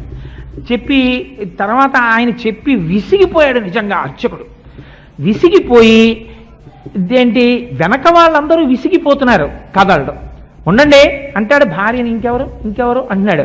షాపుల పేర్లు చెప్పాడు, ఇంట్లో పెరుగుతున్న కుక్క పిల్లల పేర్లు చెప్పాడు, బంధువుల పేర్లు చెప్పాడు, స్నేహితుల పేర్లు చెప్పాడు. అవదు. ఎందుకంటే అది వైదిక మర్యాద కాదు, అలా చెయ్యక్కర్లేదు. మీరు ఎక్కడికైనా పూజకి వెళ్ళినప్పుడు ఇంటి యజమాని పేరు చెప్పుకుంటే చాలు. ఇంటి యజమాని పేరు చెప్తే నేను పూజ చేశాను అనుకోండి, ఆత్రేష గోత్రోద్భవస్య కోటేశ్వర శర్మనామధేయస్య ధర్మపత్ని సమేతస్య సకుటుంబస్య సబాంధవస్య క్షేమస్థైర్య విజయ అభయ ఆయురారోగ్య ఐశ్వర్యాభివృద్ధ్యర్థం ధర్మార్థకామమోక్ష చతుర్విధ ఫలపురుషార్థ సిద్ధ్యర్థం మనోవాంఛాఫల సిద్ధ్యర్థం అన్నింటినీ మించి ఈశ్వర పాదారవింద భక్తి సిద్ధ్యర్థం ఏదో నిత్యకర్మానుష్ఠానం కరిష్యే అని నీళ్లు ముట్టుకుని, అది కూడా ఎంత మర్యాదగా మాట్లాడారండి. పక్కింట్లో వాళ్ళకేమో వెండి సామాను ఉంది, మాకేమో ఇతర సామాను రాగి సామాను ఉందని నువ్వు ఏడవక్కర్లేదు. నీకు ఏది సంభావిత ద్రవ్యే, ఏది ఆ సమయానికి నీ దగ్గర ఉంటే దానితో నువ్వు పూజ చేయి, ఈశ్వరుడు స్వీకరిస్తాడు. ఇది దేని కొరకు? నిన్ను నువ్వు ఉద్ధరించుకోవడానికి పూజ అన్నది. అందుకని పూజ బరువు చేసేసుకున్నారనుకోండి, అయ్య బాబోయ్ పూజ చేయలేకపోతున్నానండి, అలవాటు చేసేసుకున్నాను. కొంతమంది ఏం చేస్తారంటే ముందు ఉత్సాహం వచ్చేస్తుంది, ఏదో వింటాడు ఎక్కడో పాపం పూజ చేసుకోవాలని ఉత్సాహం పుట్టేస్తుంది. వాడు అదృష్టం మర్నాడు ఆదివారం ఉంటుంది కాబట్టి ఆఫీస్ లేదు కదా, ఏ 5ంటికో లేచి ఆ ఒక్కరోజు మొదలెట్టేస్తాడు. విష్ణు సహస్రనామ స్తోత్రం, లక్ష్మీ సహస్రనామ స్తోత్రం అన్నీ చదివేస్తాడు ఆ రోజున 8 వరకు. పక్క పోషణల వాళ్ళు ఆశ్చర్యపోతారు, ఏమిటి ఇంత పూజ మొదలెట్టాడని. అంతా అయిపోతుంది, కొబ్బరికాయ కొడతాడు, నైవేద్యం పెడతాడు, హారతి ఇస్తాడు, అన్నీ చేస్తాడు. ప్రతిరోజు నేను ఇలాగే చేస్తాను ఈశ్వరా అంటాడు గబుక్కుని. 2 రోజులు లేస్తాడు, 3 రోజులు లేస్తాడు, 4వ రోజు 5ంటికి లేవవలసి వస్తే ఈశ్వరుడు పెద్ద విలన్లా కనపడతాడు. వీడు నా ప్రారంధానికి ఈశాన్యంలో కూర్చున్నాడు, 5 హాయిగా చల్లగా ఉంది, ఎవ్వడూ లేవడు, నేను ఒక్కడనే లేవాలి. ఇది లేవదు, కాఫీ ఇవ్వదు, పాలు ఎక్కడున్నాయో తెలియదు, కాఫీ తాగకపోతే ఆ పూజ కూర్చోబుద్ధి అయ్యదు. కరెక్ట్గా వీడు పూజ కూర్చుని ఆచమ్య అనేటప్పటికీ సే పాలు మరిగించు అంటుంది ఆవిడ, వీడి చెవులు అవుపడుతుంటాయి. కాఫీ గ్లాసులో పోసుకుంటున్నట్టు, ఈ దిక్కుమాల పూజ నేను ఇదేమో 8 అయితే తప్ప అవదు, కాఫీ లేదు, చచ్చిపోతున్నాను, ఎందుకు పెట్టేసుకున్నానో ఇవన్నీ. ఇప్పుడు ఈశ్వరుడు ఎంత బాధగా ఉంటాడో చూడండి వాడి దగ్గర పూజ పుచ్చుకోవడానికి. వీడు పాపం కాఫీ తాగలేదు, ఎందుకు ఇలా నన్ను నింద చేస్తూ, నేను అడిగానా ఏమన్నానా, నిన్ను అడిగానా, వాడు ఎవరి దగ్గర ఏదో విన్నావు, వచ్చావు 3 గంటలు పూజ చేస్తాన్నావు, ఓ రోజు చేసావు, ఆల్ రైట్ సంతోషించాను, ఎందుకురా రోజు ఇలా తిట్టుకోవడం. వాడి పూజ పేరు చెప్పి వాడు చేసేది ఏమిటంటే మనస్సులో నింద, లేకపోతే అనారోగ్యం. ఎందుకో తెలుసండి, కొంతమంది పూజ చేస్తారు 6ంటికి మొదలెడతారు, మొదలెట్టి ఇవాళ 2 గంటలు పూజ చేయాలి, వాడు 8 స్తోత్రాలు చేయాలి, అవవు 8 స్తోత్రాలు, అవతల 7ంటికి ఎక్కడికో వస్తానని చెప్పాడు, అర్జెంటుగా వేగలు పెట్టేశాడు, ఆఫీస్లో ఫోన్ వచ్చేస్తుంది, వీడికి 8 స్తోత్రాలు అవ్వలేదు. అందుకని ఇంకా శ్రీమాత శ్రీ మహారాజ్ఞి ఇంతే మీకు వినపడుతుంది. ఆ తర్వాత మీకు మధ్యలో ఎక్కడో వినేటప్పటికీ సర్వానుల్లంఘ్య శాసన అన్నది ఏదో లీలగా వినపడుతుంది. అంటే అంత స్పీడు, చదివేస్తూ ఇలా చూస్తూ, చదివేస్తూ ఇలా చూస్తూ, ఇలా విసిరేస్తూ, ఇంకా హారతోటి ఉండిపోయిందిరా బాబు అని మధ్యలో ఆవిడ మీద పెద్ద కేకేసి. ఇప్పుడు ఆ పూజ దేని కొరకు చెప్పండి నాకు? అనవసరం. ఒక యాంత్రికమైన విషయాన్ని మీరు చేసి మిమ్మల్ని మీరు పాడి చేసేసుకున్నారు. భగవంతుడి దగ్గర పాపం మూట కట్టుకుంటున్నారు, ఎందుకంటే ఆయన్ని మీరు నింద చేస్తున్నారు. నువ్వు మమ్మల్ని విడిచిపెట్టట్లేదు, ఇలా పట్టుకుని తీయేస్తున్నావు ఈ పూజ పేరు చెప్పాను. ఆయన మిమ్మల్ని ఏం అలా అడగలేదు. అందుకే పెద్దలు ఎంత గౌరవంగా మాట్లాడారో తెలుసా అండి, విడగొట్టేశారు నిత్యకర్మ నైమిత్తిక కర్మ. నిన్ను రోజు అంత అల్లరి చేయకు నువ్వు పూజ దగ్గర. నేను నిర్దాక్షిణ్యంగా చెప్తుంటాను ఉపన్యాసాల్లో, అంతంత పూజలు చెయ్యకండి అని చెప్తాను. వారానికి ఒక్కరోజే పెట్టుకోండి. ఒక్కరోజు మీరు ఏదో ఒక రోజు, మీకు ఏ రోజు సెలవైతే ఆ రోజు నేను విశేష పూజ చేస్తాను అని నిర్ణయం చేసుకోండి. ఆ ఒక్కరోజు తెల్లవారుజామున లేవండి. ఆ ఒక్కరోజు ఎవరితో ప్రమేయం పెట్టుకోకుండా 1 గంటన్నర ఎంతో పెట్టుకోండి, బాగుంటుంది, సరదాగా ఉంటుంది. నేను కాదన్నాను, కొత్తగా వివాహం అవ్వడం ఎటువంటిదో, కొత్తగా పూజ మొదలెట్టడం అటువంటిది. అది ముందు చాలా సంతోషంగా ఉంటుంది. ఏంటో ఆయన అలా చెప్పాడు కానీ రోజు చేయించండి అంటాడు, పుట్టిది 10 రోజులు అయిపోయి బరువు అయిపోతుంది. మీరు ఇవాళ ఒక్కరోజే ఈ 1 గంటన్నర సంతోషంగా చేస్తానని కూర్చున్నారనుకోండి, మిమ్మల్ని మీరు ఉత్సాహపరచుకోవడానికి ఒక 10 రూపాయలు రంగురంగుల పువ్వులు తెచ్చుకుని అన్నీ పెట్టుకున్నారనుకోండి, మీకు చెయ్యబుద్ధేస్తుంది. మీరు అలా పూజ చేస్తే క్రమక్రమంగా యాక్సెప్టబిలిటీ అంటే ఇంగ్లీష్లో మనస్సు అంగీకరిస్తుంది. ఎస్ బాగుంది, ఇది నేను చేస్తానంటుంది. అది బాగా ఒప్పుకుంది, పర్వాలేదు నువ్వు అన్ని మాటలు అడిగినా నేను ఇవ్వను, 2 రోజులు ఇస్తున్నాను అవకాశం అని ఇప్పుడు మీరు ఇంకొక రోజు ఇవ్వండి. ఇప్పుడు మీరు 2 రోజుల తర్వాత కూడా అబ్బా నువ్వు ఇవ్వట్లేదు నాకు అవకాశం, తినేస్తున్నావు, చక్కగా రోజు ఇలా చేస్తే ఎంత బాగుండునో మీ మనస్సుని మీరు వాచ్ చేయండి. వాచ్ చేసి అవకాశం అని అడిగింది అనుకోండి, 6 నెలల తర్వాత 3వ రోజు గ్రాంట్ చేయండి, subject to a condition that it can be withdrawn at any time without assigning any reason whatsoever. ఎప్పుడైనా నేను దీన్ని ఉపసంహరిస్తాను, నేను ఈ పూజ మానచ్చు, నువ్వు సరిగా ఉండకపోతే మాత్రం తీసేస్తాను, 3వ రోజు పూజ ఉండదు, నీకు 2 రోజులే పూజ అన్నారనుకోండి, మీ మనస్సు మీద మీరు అధికారిగా నిలబడ్డారనుకోండి బుద్ధి చేత, వాడు తీసేస్తాడు 3వ రోజు పూజ, లేకపోతే సరిగ్గా చెయ్యంటుంది. అని ప్రాణాయామం జాగ్రత్తగా చేయిస్తుంది, నామాలు జాగ్రత్తగా చెప్పిస్తుంది. అలా కూర్చుని చేసినటువంటి పూజ చేత మీరు తన్మయత్వాన్ని పొందుతారు. ఇప్పుడు నేను ఒక్క మాటలోకి మనవి చేసే ప్రయత్నం చేస్తాను. ఇప్పుడు మీరు నైమిత్తికంలోకి వచ్చారనుకోండి, ఈ నైమిత్తికమైనటువంటి కర్మలన్నీ దేని కొరకు వస్తాయంటే 1కి 10 సార్లు మీ మనస్సుని బాగు చెయ్యడానికి వస్తాయి. మీకు నేను ఒక్క ఉదాహరణ చెప్తాను, తేలికగా మీ మనస్సుని పట్టుకోవడానికి. ఇప్పుడు పండగ అని ఒకటి లేదనుకోండి, మనం ఇల్లు ఎప్పుడూ దులపం, దులుపుదాని లేదురు అని వదిలేస్తాం. ఇప్పుడు దసరా శరన్నవరాత్రులు వస్తున్నాయి అనుకోండి, ఇంట్లో అందరూ బూజులు దులిపించేసుకుంటున్నారు అనుకోండి, అందరూ దులిపించుకుంటున్నారు, శరన్నవరాత్రులు వస్తున్నాయి, బాగుండదని మనం కూడా దులుపుకుంటాం. గ్రహణం వచ్చింది, స్వామికి స్నపన చేశారనుకోండి, చాలామంది ఇవాళ విగ్రహాలు కడిగేసామని అంటారు. విగ్రహాలు కడిగే గ్లాసులా చెంబులా అంటే వాడి భావన అంతే, అలాగే ఉందన్నమాట దాని యందు. స్నపన అంటే స్వామి స్నానం చేశారు, గ్రహణం పట్టింది కాబట్టి స్వామి స్నానం చేస్తున్నారు ఇవాళ మంత్రపూర్వకంగా. ఆయన అభిషిక్తుడయ్యాడు, అభిషిక్తుడై కూర్చున్నాడు అభిషేకం చేసుకుని అని మీరు భావన చేశారనుకోండి, మాట మారిపోతుంది. మీరు అలా అనలేరు. దేవుణ్ణి తోమేశానండి అంటారు కొంతమంది. నేను ఇవాళ ఏమిటమ్మా చాలా హడావిడిగా ఉన్నారంటే, ఇవాళ దేవుళ్ళని తోమేమండి అంటారు. దేవుళ్ళని తోమడం ఏమిటంటే ఆవిడికి గిన్నెకి ఈశ్వరమూర్తికి తేడా కనపడలేదు. ఆవిడ తప్పు కాదు అది, ఎందుకంటే ఒక గిన్నెని చింతపండు పెట్టి తోమింది, ఇవాళ ఈ విగ్రహాన్ని కూడా చింతపండు పెట్టి తోమింది. అంతేకాని లేదు నేను స్వామికి స్నపన చేశాను అందనుకోండి, మారిపోయింది ఆవిడ భావన. స్వామి నీకు నేను నా పూజామందిరంలో నీకు ఇంత ధూళి పట్టడమా? పిల్లాడికి ఒంటి మీద కురుపొస్తే అమ్మ ఒప్పుకోకుండా మచ్చపడిపోతుంది, ఒంటి మీద తెల్లటి ఒళ్ళని ఎంత శ్రద్ధగా సున్నిపిండి పెట్టి స్నానం చేస్తుందో అలాగా స్వామి చూడు నీకు ఇవాళ చక్కగా ఎలా అభిషేకం చేసేస్తాను అని చెప్పి సున్నిపిండి పెట్టి చక్కగా అభిషేకం చేసి చేసుకున్నారనుకోండి, అంతకన్నా గొప్ప పూజ లేదు. ఇంకా నీ భావన బట్టి పూజ అంతే. స్నపన చేశాను అన్నాడు అనుకోండి, అదొక పూజ. నైమిత్తిక కర్మలు దేని కొరకు వస్తాయంటే బయట ఇంటిని మీరు ఎలా చూస్తున్నారో లోపల కూడా అలా చెయ్యాలి. ఇది పట్టుకుంటుంది. ఎలా పట్టుకుంటుంది, ఎంత గమ్మత్తుగా ఉంటుందో మీకు నేను ఒక ఉదాహరణ చెప్తాను. కార్తీక సోమవారాలని మొన్నటి వరకు ఉన్నాయి, అసలు అన్నప్పుడు పిలుద్దాం అనుకున్నట్టు ఉపన్యాసానికి నాకు ఖాళీ లేకపోయింది. కార్తీక సోమవారం శివుణ్ణి ఎందుకు పూజ చేయాలి? మంచి ప్రశ్నే. అసలు శివుణ్ణి ఎందుకు పూజ చేయాలంటే విష్ణుమూర్తిని పూజ చేస్తే తప్పు వచ్చిందా కార్తీక మాసంలో? అసలు అయ్యప్ప స్వామి దీక్షలు పట్టిన వాళ్ళందరూ కార్తీక మాసం అంతా అయ్యప్ప స్వామికి కదా అభిషేకం చేస్తారు, అయితే వాళ్ళు దోషం చేసినట్టే. లేకపోతే విష్ణుమూర్తికి తులసితో పూజ చేశారనుకోండి, అది దోషమా?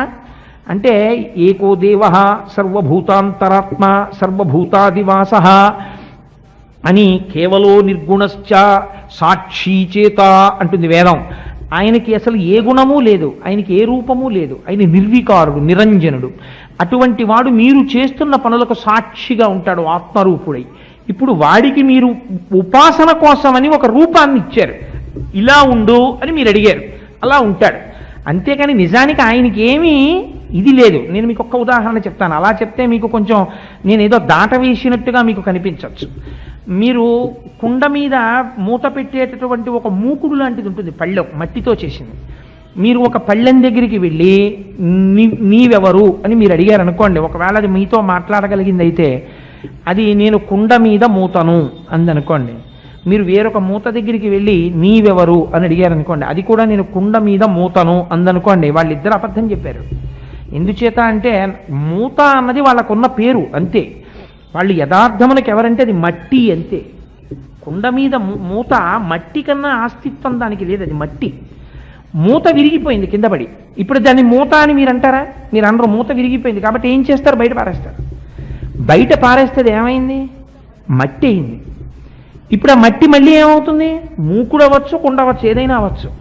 కానీ కుండ మట్టి అవుతుంది తప్ప, మట్టి కుండ అవుతుంది తప్ప కుండగానే మట్టి ఉండిపోవడం అన్నది మాత్రం ఎప్పటికీ ఉండదు. మారిపోతుంది కుండ. కుండ ఇవ్వాలి ఉంటుంది, రేపు ఉంటుంది, ఎల్లుండి ఉంటుంది, 10 రోజులు ఉంటుంది, 5 ఏళ్ళు ఉంటుంది, 6 ఏళ్ళు ఉంటుంది, ఏదో ఒకనాడు పగిలిపోతుంది.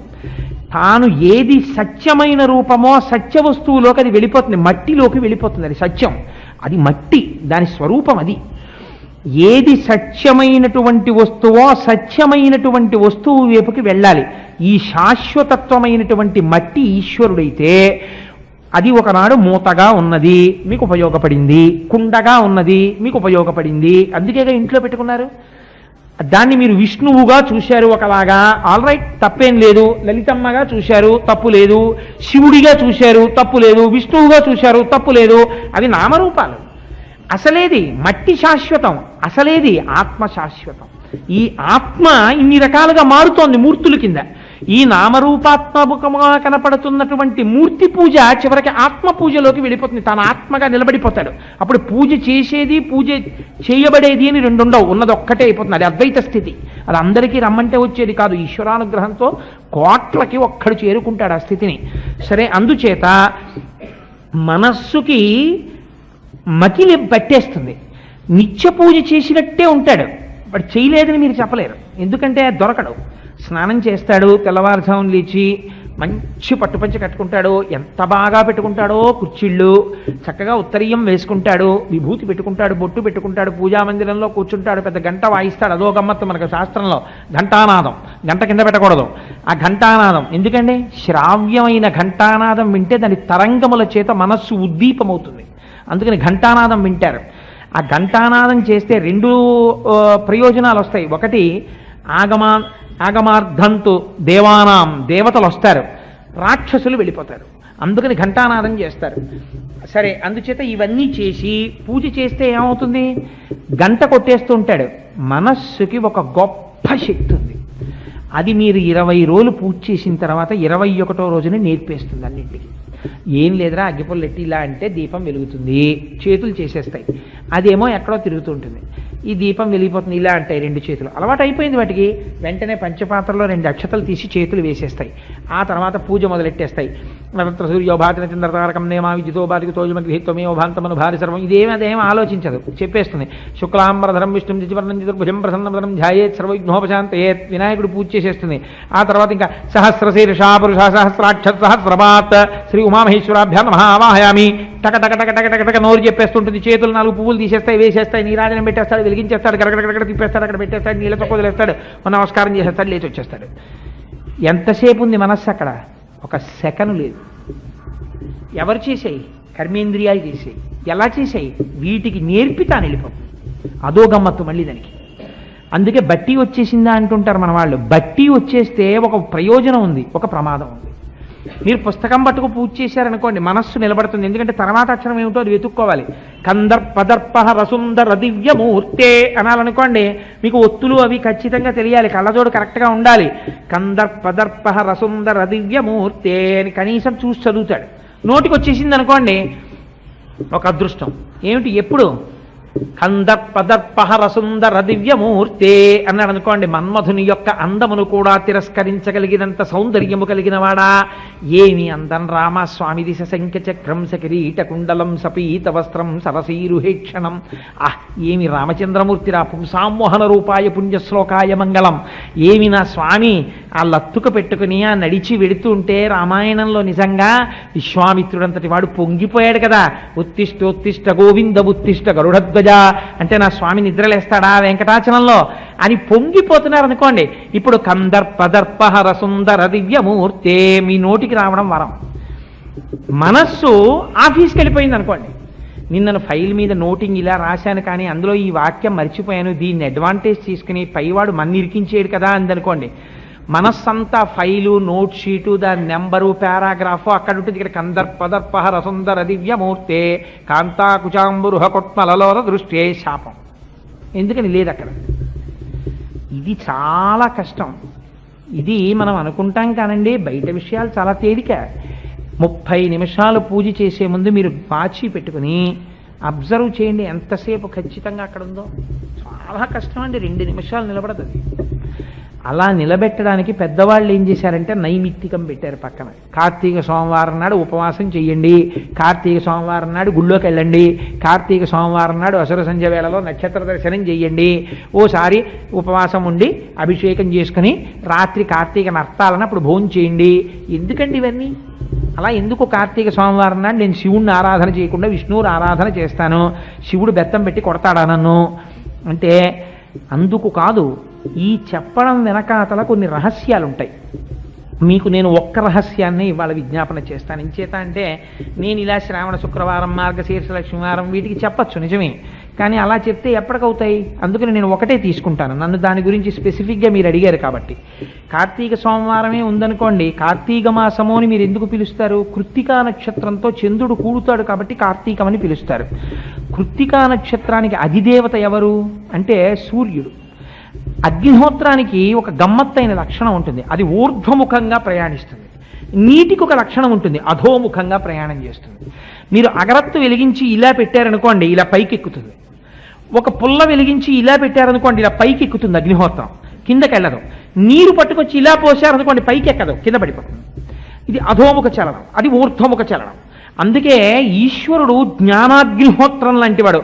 చంద్రుడు మనస్సు మీద ప్రభావం చూపిస్తాడు. అందుకే సముద్రంలో పౌర్ణమి వచ్చిందనుకోండి, లూనటిక్స్ అని ఉంటారు, కొంచెం పిచ్చదో రకంగా ఉండేవాళ్ళు, వాళ్ళు చాలా వ్యగ్రంగా ఉంటారు. అమావాస్య వచ్చిందనుకోండి, చాలా మంద్రంగా ఉంటారు వాళ్ళు. ఎందుకని? చంద్రకళలు మనస్సు మీద ప్రభావం చూపిస్తాయి. అందుచేత చంద్రమా మనసో జాతః, ఈ మనస్సు గాడి తప్పేస్తోంది. ఎందుకు తప్పేస్తోంది?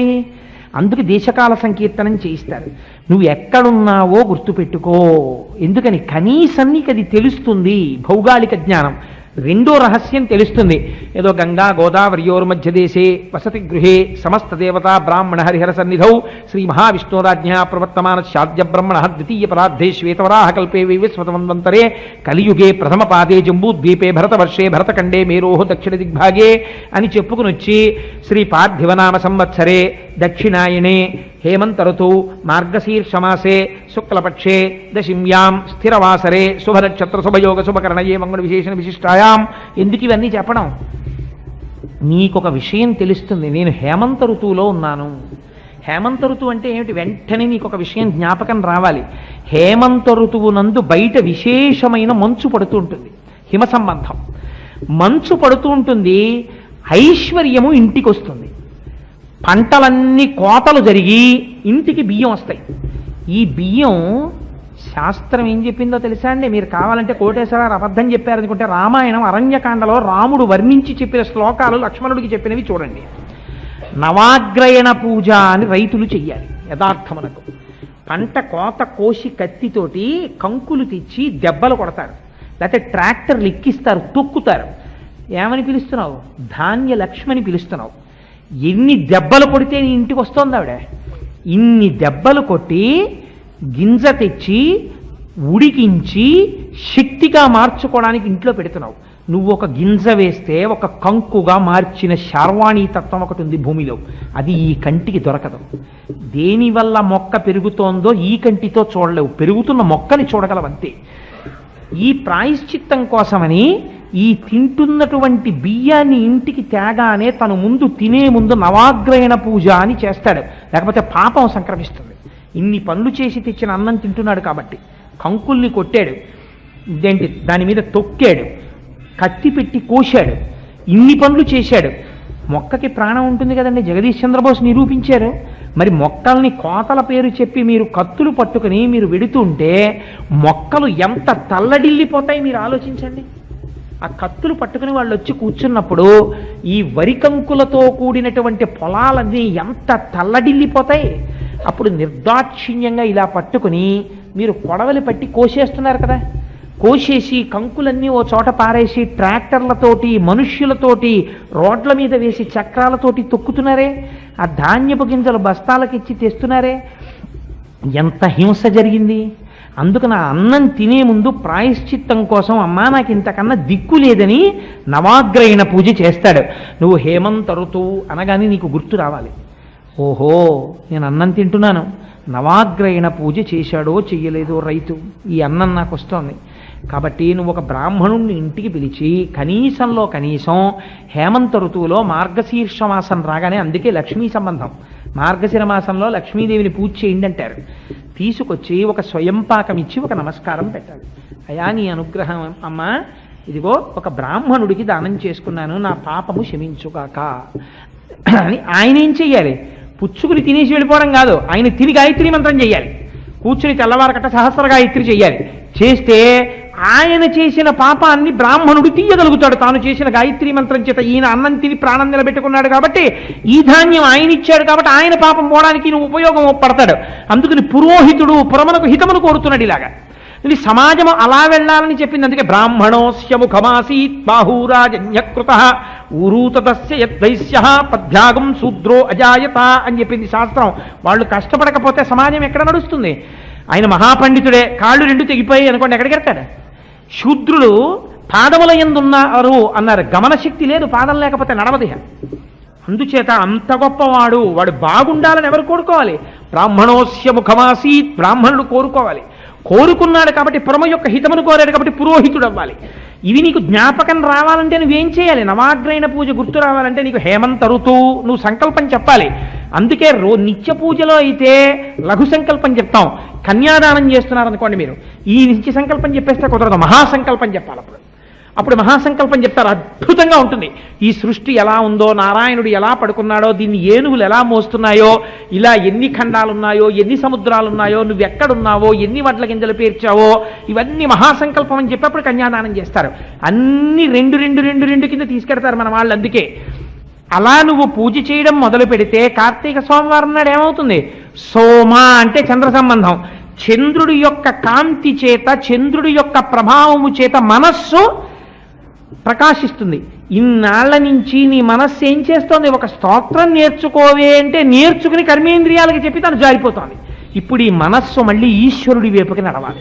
నడవాలంటే ఏం చేయాలి? ఇప్పుడు ఈ చంద్రుడి నుంచి ప్రభావితమైన మనస్సుని మళ్ళీ ఈశ్వరుడి దగ్గరే పెట్టి ఛార్జింగ్ అవ్వాలి. ఇది ఛార్జింగ్ ఎక్కడ పెట్టారు? ఒక ప్లగ్లో పెట్టి మీ సెల్ ఫోన్ని ఛార్జ్ చేసుకున్నారు, పోయింది ఛార్జింగ్.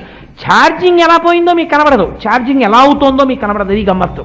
ప్లగ్ తీసుకెళ్ళి పెడతారు, అదో రెడ్ లైట్ వెలిగి ఛార్జింగ్ ఛార్జింగ్ అంటోంది. ఎలా అవుతుందో నాకు కనబట్టలేదండి, నా కంటికంటే కనబడదు. కార్తీక సోమవారం నాడు ఉపవాసం ఉన్నారు. ఉపవాసము, ఉప అంటే సమీపమునందు, వాసం అంటే నివసించారు.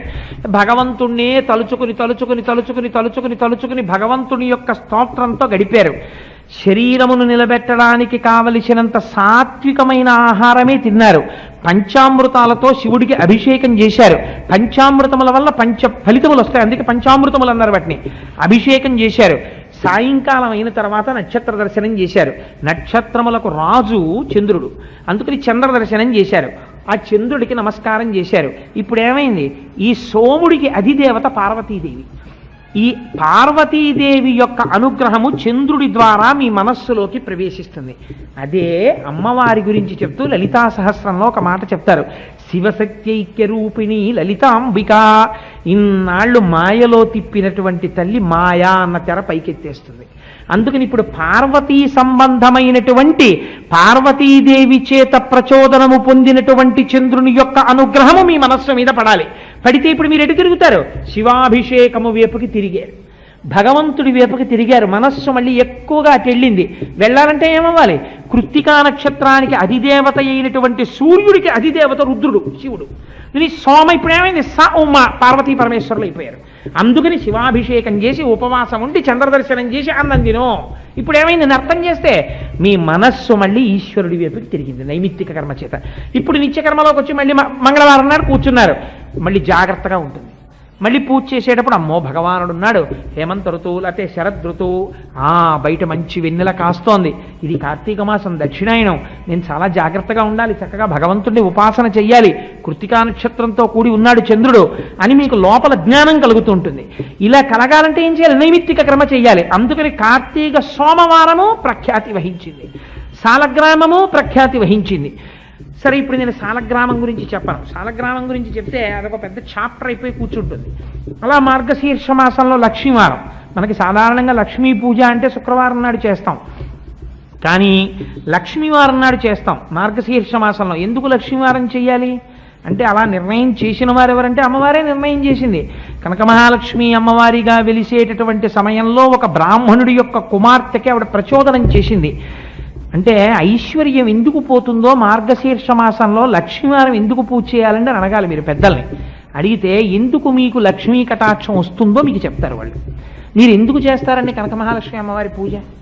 ఇంట్లో హాయిగా పిల్ల పాప సుఖంగా ఉండి, ఇల్లు ఐశ్వర్యవంతంగా ఉండి, చక్కగా సంతోషంగా ఉండాలని కదా మీరు లక్ష్మీ కటాక్షానికి పూజ చేసుకుంటారు.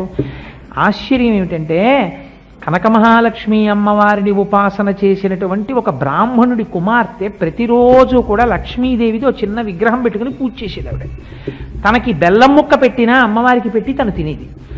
ఈ పిల్ల ఆ ఇంట్లో ఉన్నన్నాళ్ళు బ్రాహ్మణుడికి ఐశ్వర్యం ఉంది. ఈ పిల్లకి పెళ్లి చేశారు, కన్యాదానం చేశారు. ఈ పిల్ల వెళ్ళిపోతూ ఆ బొమ్మ పట్టుకుని వెళ్ళిపోయింది. వీళ్ళు అనుకున్నారు బొమ్మే కదా ఆడుకుంటుంటుంది, పట్టుకెళ్ళిపోయింది అనుకున్నారు. ఈ పిల్ల వెళ్ళిపోయింది, పిల్లతో ఐశ్వర్యము వెళ్ళిపోయింది. బ్రాహ్మణుడు భ్రష్టుడైపోయాడు, దరిద్రుడైపోయాడు. అన్నదమ్ములకి తినడానికి తిండి లేదు. ఈ పిల్లకి తెలిసింది. ఈ పిల్ల మర్యాద వల్ల అత్తవారి ఈవిడ చెప్పిన మాట వింటారు. మా పుట్టింటి వారికి ఐశ్వర్యము కల్పిస్తానంది. తప్పకుండా అన్నాడు భర్త.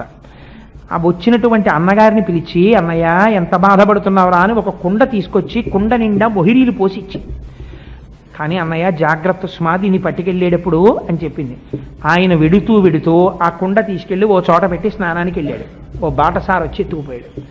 రెండవసారి వెదురు బొంగులో పోసిచ్చింది, అక్కడ పెట్టి వెలగపళ్ళు ఏరుకోవడానికి వెళ్ళాడు. మళ్ళీ ఎత్తుకుపోయాడు బాటసారి. చివరికి తల్లిని తీసుకొచ్చి లక్ష్మీవారం పూజ చెయ్యని ఆడపిల్లని అమ్మ చేయించాలి, నోములు వ్రతాలు అమ్మతో ఆడపిల్ల చేయించింది. ఇది విచిత్రం. ప్రపంచంలో ఉంటారండి కొంతమంది అల్లుడుకున్న సంస్కారం లేని మామలు, అల్లుడిని చూస్తే అసహించుకునే మామలు భగవంతుడి చుట్టూ తిరుగుతున్నాడని, లేకపోతే కూతురుకున్న సంస్కారం లేని తల్లి లేరని మీరు అనుకుంటున్నారా? ఉన్నారు. అలాంటి వాళ్ళని చూసే వచ్చే వ్రతకల్పాలు. అందుకని ఆ కూతురికి ఏమి చెయ్యాలో అర్థం కాక అమ్మ ఒక్క లక్ష్మీవారం పూజని చేయిస్తాను చెయ్యండి.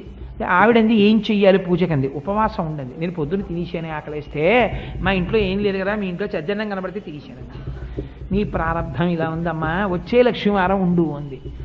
వచ్చే లక్ష్మీవారం పూజ చేసి అమ్మా నేను ఎలా చేస్తున్నానో అలా చెయ్యి అంది. ఈవిడ ఎలా చేసిందో ఆవిడ అలా చేసింది. మీరు బాగా గుర్తుపెట్టుకోండి ఎందుకు జరుగుతాయో తేడాలు.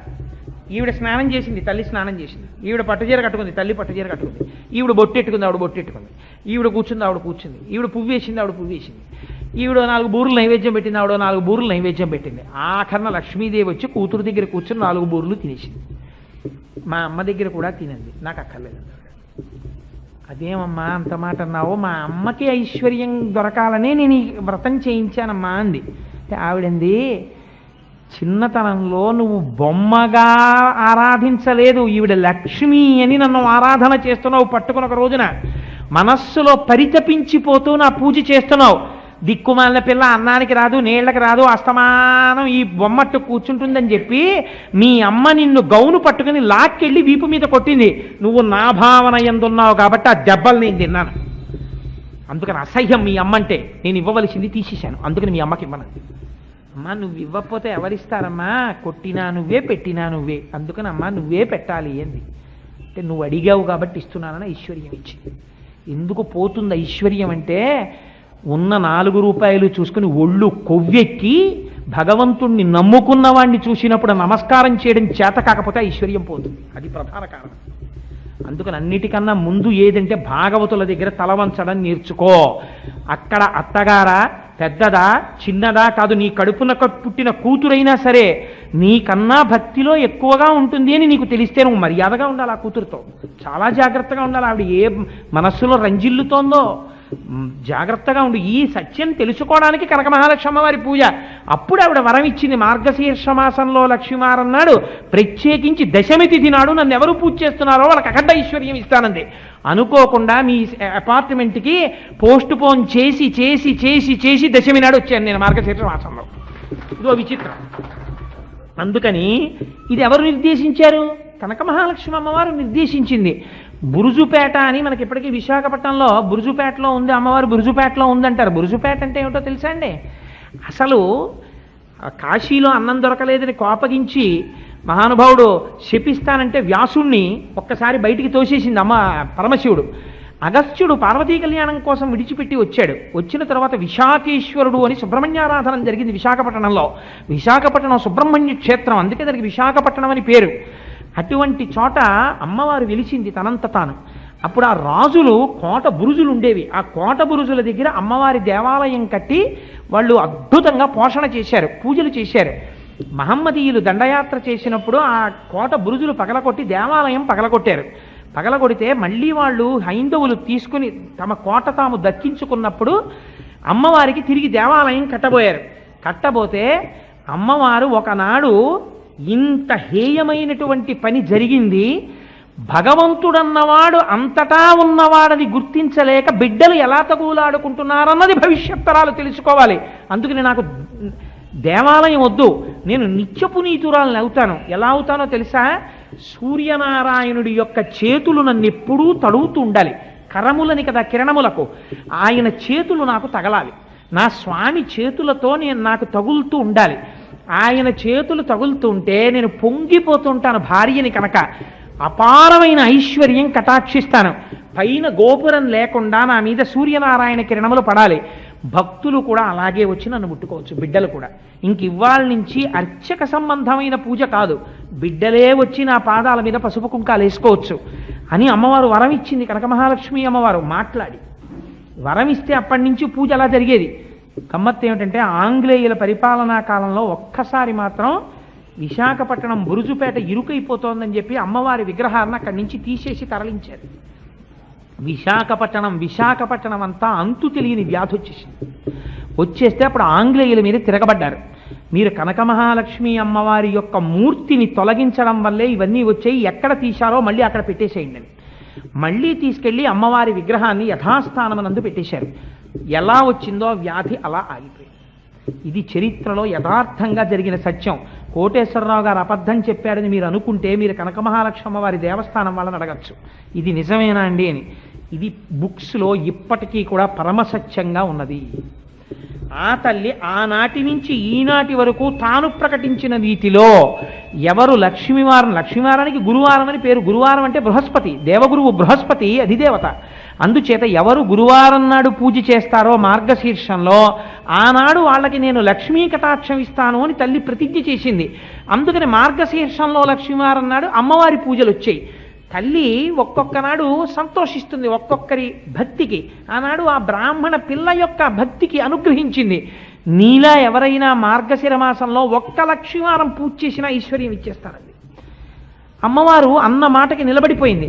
ఒక లక్ష్మీవారం పూజ చేసినా సరే ఎలా పూజ చెయ్యాలని నిర్దేశం చేశారో అలా పూజ చేసి ఆ బూరెలు కుడుములు ఇవేవో నైవేద్యం పెట్టి అమ్మవారికి యథాశక్తి నైవేద్యం పెట్టి నమస్కరించిన వాళ్ళకి తల్లి కటాక్షం కలుగుతుంది. శ్రావణ మాసంలో శుక్రవారం నాడు ఇటువంటి వ్రతకల్పం జరగాలి అని చారుమతి అనబడేటటువంటి బ్రాహ్మణ కాంతకి లక్ష్మీదేవి ఉపదేశం చేసింది. వరలక్ష్మి ఎందుకు ఉపదేశం చేసింది అన్నది మీరు కనిపెట్టాలి, అది రహస్యం. వరలక్ష్మికి చారుమతి ఎందుకు కనపడిందండి? మనం వరలక్ష్మి వ్రతం కథ చదువుకున్నాం అంటాం. ఎందుకు కథ చదువుకోవడం అంటే ఏదో కథ చదువుకున్నామని చదువుకోమంటాం కాదు. ఆవిడ లక్ష్మీదేవి పూజ చేసిందని చెప్పలేదు. అత్తమామల్ని సేవించింది, భర్తని దైవంలా చూసుకుంది. ఇంట్లో తెల్లవారి లేచేటప్పటికీ స్నానం చేసి ఇల్లాలు ఎలా ఉండాలో అలా ఉండేది. అంతే ప్రీతి చెందింది అమ్మవారు. కనబడి నేను వరలక్ష్మిని అని ఇంట్రడ్యూస్ చేస్తుంది. అది విచిత్రం. అమ్మ నువ్వు లక్ష్మీదేవిని స్తోత్రాలు ఆవిడ చేయలేదు.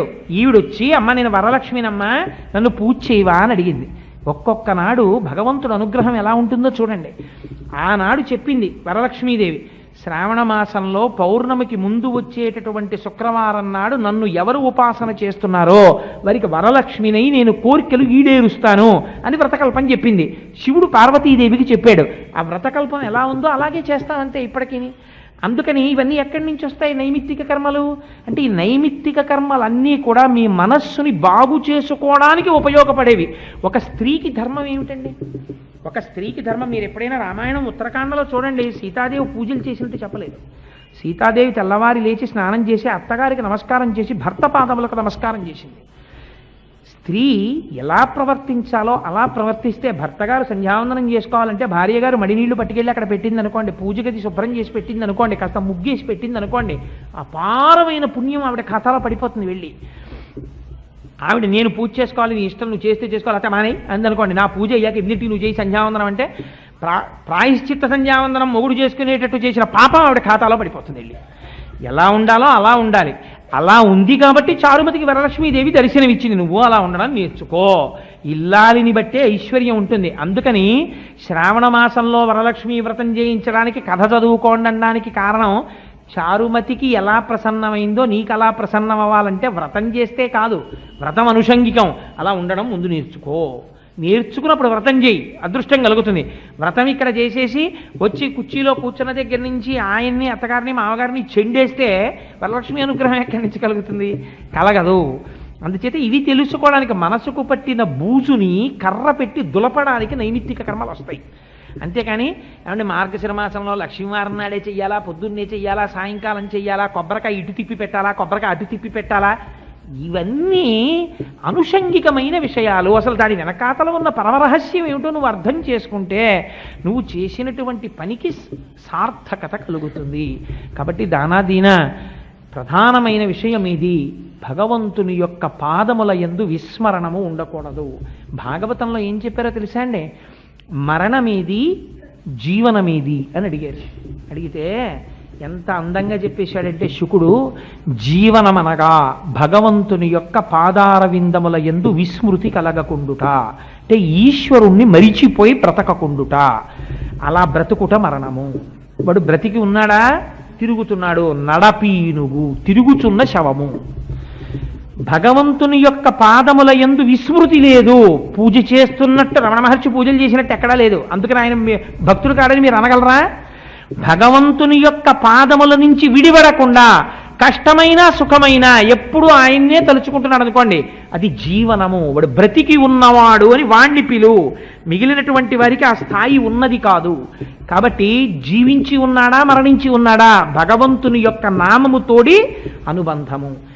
ఏది జరిగినా ఈశ్వరానుగ్రహాన్ని చూడడం, భగవంతుని పాదముల యందు భక్తితో బ్రతకడం, ఇది మనకి ఋషులు వైదికంగా ఇచ్చినటువంటి సంప్రదాయం. ఇది మనకి ఇచ్చినటువంటి అలవాటు. కానీ ఇవాళ దురదృష్టకరమైన విషయం ఏమిటంటే, వైదికంగా పరమశివుడు పార్వతీదేవికి ఏ మూర్తిని ఆరాధించమని చెప్పాడో, లేకపోతే శ్రీ మహావిష్ణువు యొక్క స్వరూపాలని వేటిని ఆరాధన చెయ్యమని శాస్త్రం చెప్పిందో, లఘుగాయత్రి నిజంగా దేవతలకి వేటికి మాత్రమే లఘుగాయత్రులు ఉన్నాయో, వేదప్రోక్తమైనటువంటి మంత్రములు ఏ మూర్తులకు మాత్రమే ఉంటాయో అవి తప్ప మిగిలినవన్నీ పట్టుకునే అలవాటు ఇవాళ మనకి దాపురించి. కారణం ఏంటంటే వైదిక సంప్రదాయము మంట కలిసిపోతుంది. కారణం ఏమిటంటే ఇవి నీకు అక్కర్లేదు, కొత్త కొత్తవన్నీ కావలసి వస్తున్నాయి. దానివల్ల ఏమవుతుందంటే ఆచారము భ్రష్టమైపోతుంది. ఆచారము భ్రష్టమైతే ఆ మనస్సు భగవంతుని పాదముల యందు నిలబడదు. కాబట్టి వేద ప్రమాణమును గుర్తిరిగి ఏది శ్రౌతమో, ఏది ఋషులు చెప్పారో, ఏది ఋషులు చెప్పినది మాత్రమే మనకి అధికారం. అల్లా వాడు చెప్పాడండి, ఇలా వీడు చెప్పాడండి, వాళ్ళు ఋషులు కారు. నీకు ఋషులు చెప్పాలి. ఇది ఋషి ప్రోక్తమో. పార్వతీదేవి పరమేశ్వరుణ్ణి అడిగింది, పరమశివుడు చెప్పాడు ఈ వ్రతం చెయ్యవచ్చు. స్కాంద పురాణం చెప్పింది కార్తీక మాసంలో ఇలా చెయ్యమని, నువ్వు చెయ్యవచ్చు. సత్యనారాయణ వ్రతం ఇలా చెయ్యమని చెప్పింది, నువ్వు చెయ్యవచ్చు. వైదికము కానిది, ఋషిప్రోక్తము కానిది, నీ సొంతమైంది నువ్వు చేయడానికి వీల్లేదు. అది మాత్రమే నువ్వు చెయ్యాలి. ఎందుకనంటే పిల్లాడికి తెలియదు తను నువ్వులు గుండ అన్నం తినాలో, గోంగూర పచ్చడి అన్నం తినాలో, పప్పు అన్నం తినాలో వాడు కాదు తినవలసింది. అమ్మ చెప్పాలి వాడికి ఏది పడుతుందో. అమ్మ పెట్టినది తింటే వాడి ఆరోగ్యం బాగుంటుంది. వాడు సొంతంగా తినడం మొదలెడితే నానా స్పెషలిస్టుల దగ్గరికి వెళ్ళవలసి ఉంటుంది. అందుకనే అమ్మ వేదం, వేదమాత గాయత్రి. గాయత్రి అనుష్ఠానం మానేసి మిగిలినవి ఎన్ని పూజలు చేసినా, మిగిలిన ఎన్ని గొప్ప గొప్ప దేవాలయాలు మేము తిరిగామన్నా, ఎంత కొత్త కొత్త విషయాలు పట్టుకున్నా భ్రష్టుడవుతావేమో కానీ ఉన్నతిని పొందలేవు. ఇది మాత్రం పరమ సత్యం. సత్యం సత్యం పునఃసత్యం. ఇందులో నాకేం భయం లేదు, ఉన్నమాట ఉన్నట్టు చెప్తున్నాను. అసలుది పట్టుకుని వైదికమైనటువంటి విషయాన్ని పట్టుకుని అనుషంగికంగా నువ్వు ప్రపంచాన్ని ప్రేమించు. అందరి యందు జ్ఞానముతో ఆనందముతో ఒక నమస్కారం చేయి. అది దోషమని ఎప్పుడూ చెప్పదు శాస్త్రం. ప్రతి వాణ్ణి మహానుభావుడిని నమస్కారం చేయి, పూజ చేయి, ఒక పుష్పం సమర్పించి ఒక పుష్పహారం వేయి, ఏమీ దోషం ఉండదు. కానీ అసలు వేదప్రోక్తం ఏదో ఋషులేవి చెప్పారో అవధులేసి అక్కర్లేనివన్నీ నువ్వు పట్టుకుంటే పాడైపోతావు. అందుకని ఋషి ప్రోక్తం ఏదో అది తెలుసుకో. పూజా విధానము ఎలా చెప్పబడిందో అది తెలుసుకో, అలా చెయ్యి. అది దాని వెనకాతల నీ ఆరోగ్యం ఉంది, నీ మనస్సు ఉంది, నీ ప్రాణం ఉంది, నీ ప్రాణశక్తి ఉంది, నీ అభివృద్ధి ఉంది, నీ కుటుంబం అభివృద్ధి ఉంది. ఇన్నింటిని ఋషులు దాచారు. అమ్మ చెప్పిన ప్రతి పనికి కారణాలు చెప్పక్కర్లేదు. రే ఇంకా పడుకో, 10 అయింది, రేపు తెల్లవారకట్లేదు చదువుకుందు కానీ అని అమ్మ అనడం వెనకాతల నీ ఆరోగ్యం ఉంది. అమ్మ వీడిని 10 వరకే చదువుకునేటట్టు చేసి పడుకోబెట్టేస్తే వీడికి 33 మార్కులే వచ్చి ఫెయిల్ అయిపోతే వాళ్ళ నాన్న పట్టుకుని చావగొట్టేస్తుంటే చూసి సంతోషిద్దామని పడుకోబెడుతుందండి. 10 గంటలు దాటి చదివితే వీడు మర్నాడు పరీక్ష రాయలేడు, వీడికి నిద్ర వచ్చేస్తుంది పరీక్షలో. నా కొడుక్కి బలహీనత ఇది, అందుకని 10 గంటలకు పడుకోబెట్టేస్తుంది అమ్మ. అమ్మ ఎలా చెప్తుందో ఋషులు అలా చెప్తారు. కాదని అమ్మ మాట నువ్వు 11 వరకు చదివితే వచ్చినట్టుగా ఉన్నది పరీక్ష హాల్లో జారిపోయినట్టు నీకు చాలా బాగున్నట్టు అనిపించింది, నీ పతనానికి తీసుకెళ్ళిపోతుంది, నాచు మెట్ల మీద ప్రయాణం అవుతుంది. కాబట్టి అది తెలిసి ఋషిప్రోక్తములు వైదికమైనటువంటి విషయములను మాత్రమే పట్టుకుని తర్వాత నువ్వు ప్రతి మూర్తికి నమస్కారం చేయి, ప్రతి వారిని ఆదరించు, అంగీకరించు, ఒక నమస్కారం చేయి, దోషం లేదు. అలా ఉపాసన ఉండాలి. పూజ గురించి మీరు 4 మాటలు నన్ను చెప్పమన్నారు కాబట్టి ఇవాళ పూజ గురించి 4 మాటలు నిత్య నైమిత్తిక కర్మల గురించి తెలియచేసి ఉన్నాను. ఇంకా ఇంతకన్నా నేను విశేషంగా వ్రతకల్పములు వీటి గురించి మాట్లాడితే ఇవాళ ఉపన్యాసం పూర్తయ్యే అవకాశం ఉండదు. ఎందుకు అలా ఆరాధన చేస్తారు, ఎందుకు మంటపాలు వేస్తారు, ఎందుకు అలా ప్రసాదాలు పెడతారు, ఆ ప్రసాదానికి కూడా ఎందుకు అలా నిబద్ధం చేస్తారు, సత్యనారాయణ స్వామి వారి ప్రసాదం సమోసాలు పెట్టకూడదా అంటే పెట్టకూడదండి అని ఎందుకు అనాలి, ఆ సత్యనారాయణ ప్రసాదం అంటే ఆ గోధుమ నూకతోనే ఎందుకు చేయాలి, ఏమంటే సౌత్ ఇండియా అంతా బియ్యం తింటారు కదా, సత్యనారాయణ స్వామి వారికి ఒక్కరికి గోధుమ నూకతో ప్రసాదం ఏంటంటే బియ్యం నూకతో చేయకూడదా, గోధుమ నూక కూడా చెప్పాలా, స్కాందపురాణం వ్యాసుడు చెప్పాలి, ఎందుకు చెప్పాడో వ్యాసుడికి తెలుసు, నీకేం తెలుసు, దాని గురించి పెద్దలను అడిగితే తెలుస్తుంది ఎందుకు చేస్తారో గోధుమ నూక ప్రసాదం, దాని మీద అరటిపండు ఎందుకు ఎడతారో, శివలింగానికి అభిషేకం చేసే ముందు పువ్వు ఎందుకు బోర్లు ఇస్తారో పెద్దలను అడిగితే తెలుస్తుంది, నీకేం తెలుస్తుంది, నీ అంతా నీకు తెలియదు, పుస్తకం అన్నా పట్టుకుని జాగ్రత్తగా చదవాలి, పెద్దల పాదాలు పట్టుకున్నా తెలుసుకోవాలి. అందుకని ఇప్పుడు నేను ఆ వ్రతకల్పాలు, మంటపాలు ఎందుకు వేస్తారు, ఆ వాహనాలు ఎందుకు చేస్తారు, ఇవన్నీ మొదలెట్టాను అనుకోండి, నిష్కారణంగా పిలిచాం వీడిని అని మీరు బాధపడేటటువంటి పరిస్థితి నేను తేకూడదు కదా. అందుచేత 4 మాటలు నాకు తెలుసున్నవి మీకు తెలియచేశాను. ఒకవేళ అందులో ఏదైనా మీకు మనస్సు క్లేశం కల్పిస్తే నన్ను మన్నించండి, ఇందులో ఆదరించగలిగిన విషయం ఉంది అని మీకు అనిపిస్తే అవి నేను పెద్దలు చెప్పినవి చెప్పాను తప్ప నా సొంత కవిత్వం ఇందులో ఏమీ లేదు.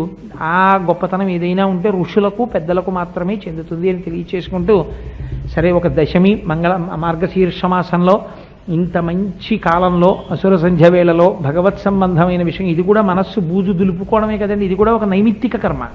ఎందుకు పూజ చేయాలి అని ఇప్పుడు ఇది చెప్పిన తర్వాత రేపు నేను పూజ చేసే ముందు నా ఒళ్ళు దగ్గర ఉంటుంది, ఎందుకంటే నిన్ననే కదా చెప్పొచ్చాను అపార్ట్మెంట్లో, నేను జాగ్రత్తగా చేద్దాం ప్రాణాయామం ఇలా అంటే అలాగా అని జాగ్రత్తగా చేస్తాను, ఆచమనం జాగ్రత్తగా చేస్తాను కదా రేపు చేసేటప్పుడు. అందుకని ఇది నేను కూడా బూజు దులుపుకునే ప్రక్రియే. అందుచేత నాకు ఇంత గొప్ప అవకాశం ఇచ్చిన మీ అందరికీ నేనే కృతజ్ఞతలు ఆవిష్కరిస్తూ, మంగళాశాసనపరై మదాచార్య పురోగమై సర్వైశ్చ పూర్వైరాచార్యై సత్కృతాయాస్తు మంగళం. మంగళం కోసలేంద్రాయ మహనీయ గుణాత్మనే చక్రవర్తి తనూజాయ సార్వభౌమాయ మంగళం. ఉమాకాంతాయ కాంతాయ కామితార్థప్రదాయినే శ్రీగిరీశాయ దేవాయ మలినాథాయ మంగళం. కరచరణ కృతం వా కర్మ వాక్కాయం వా శ్రవణనైనజం వా మానసం వా పరా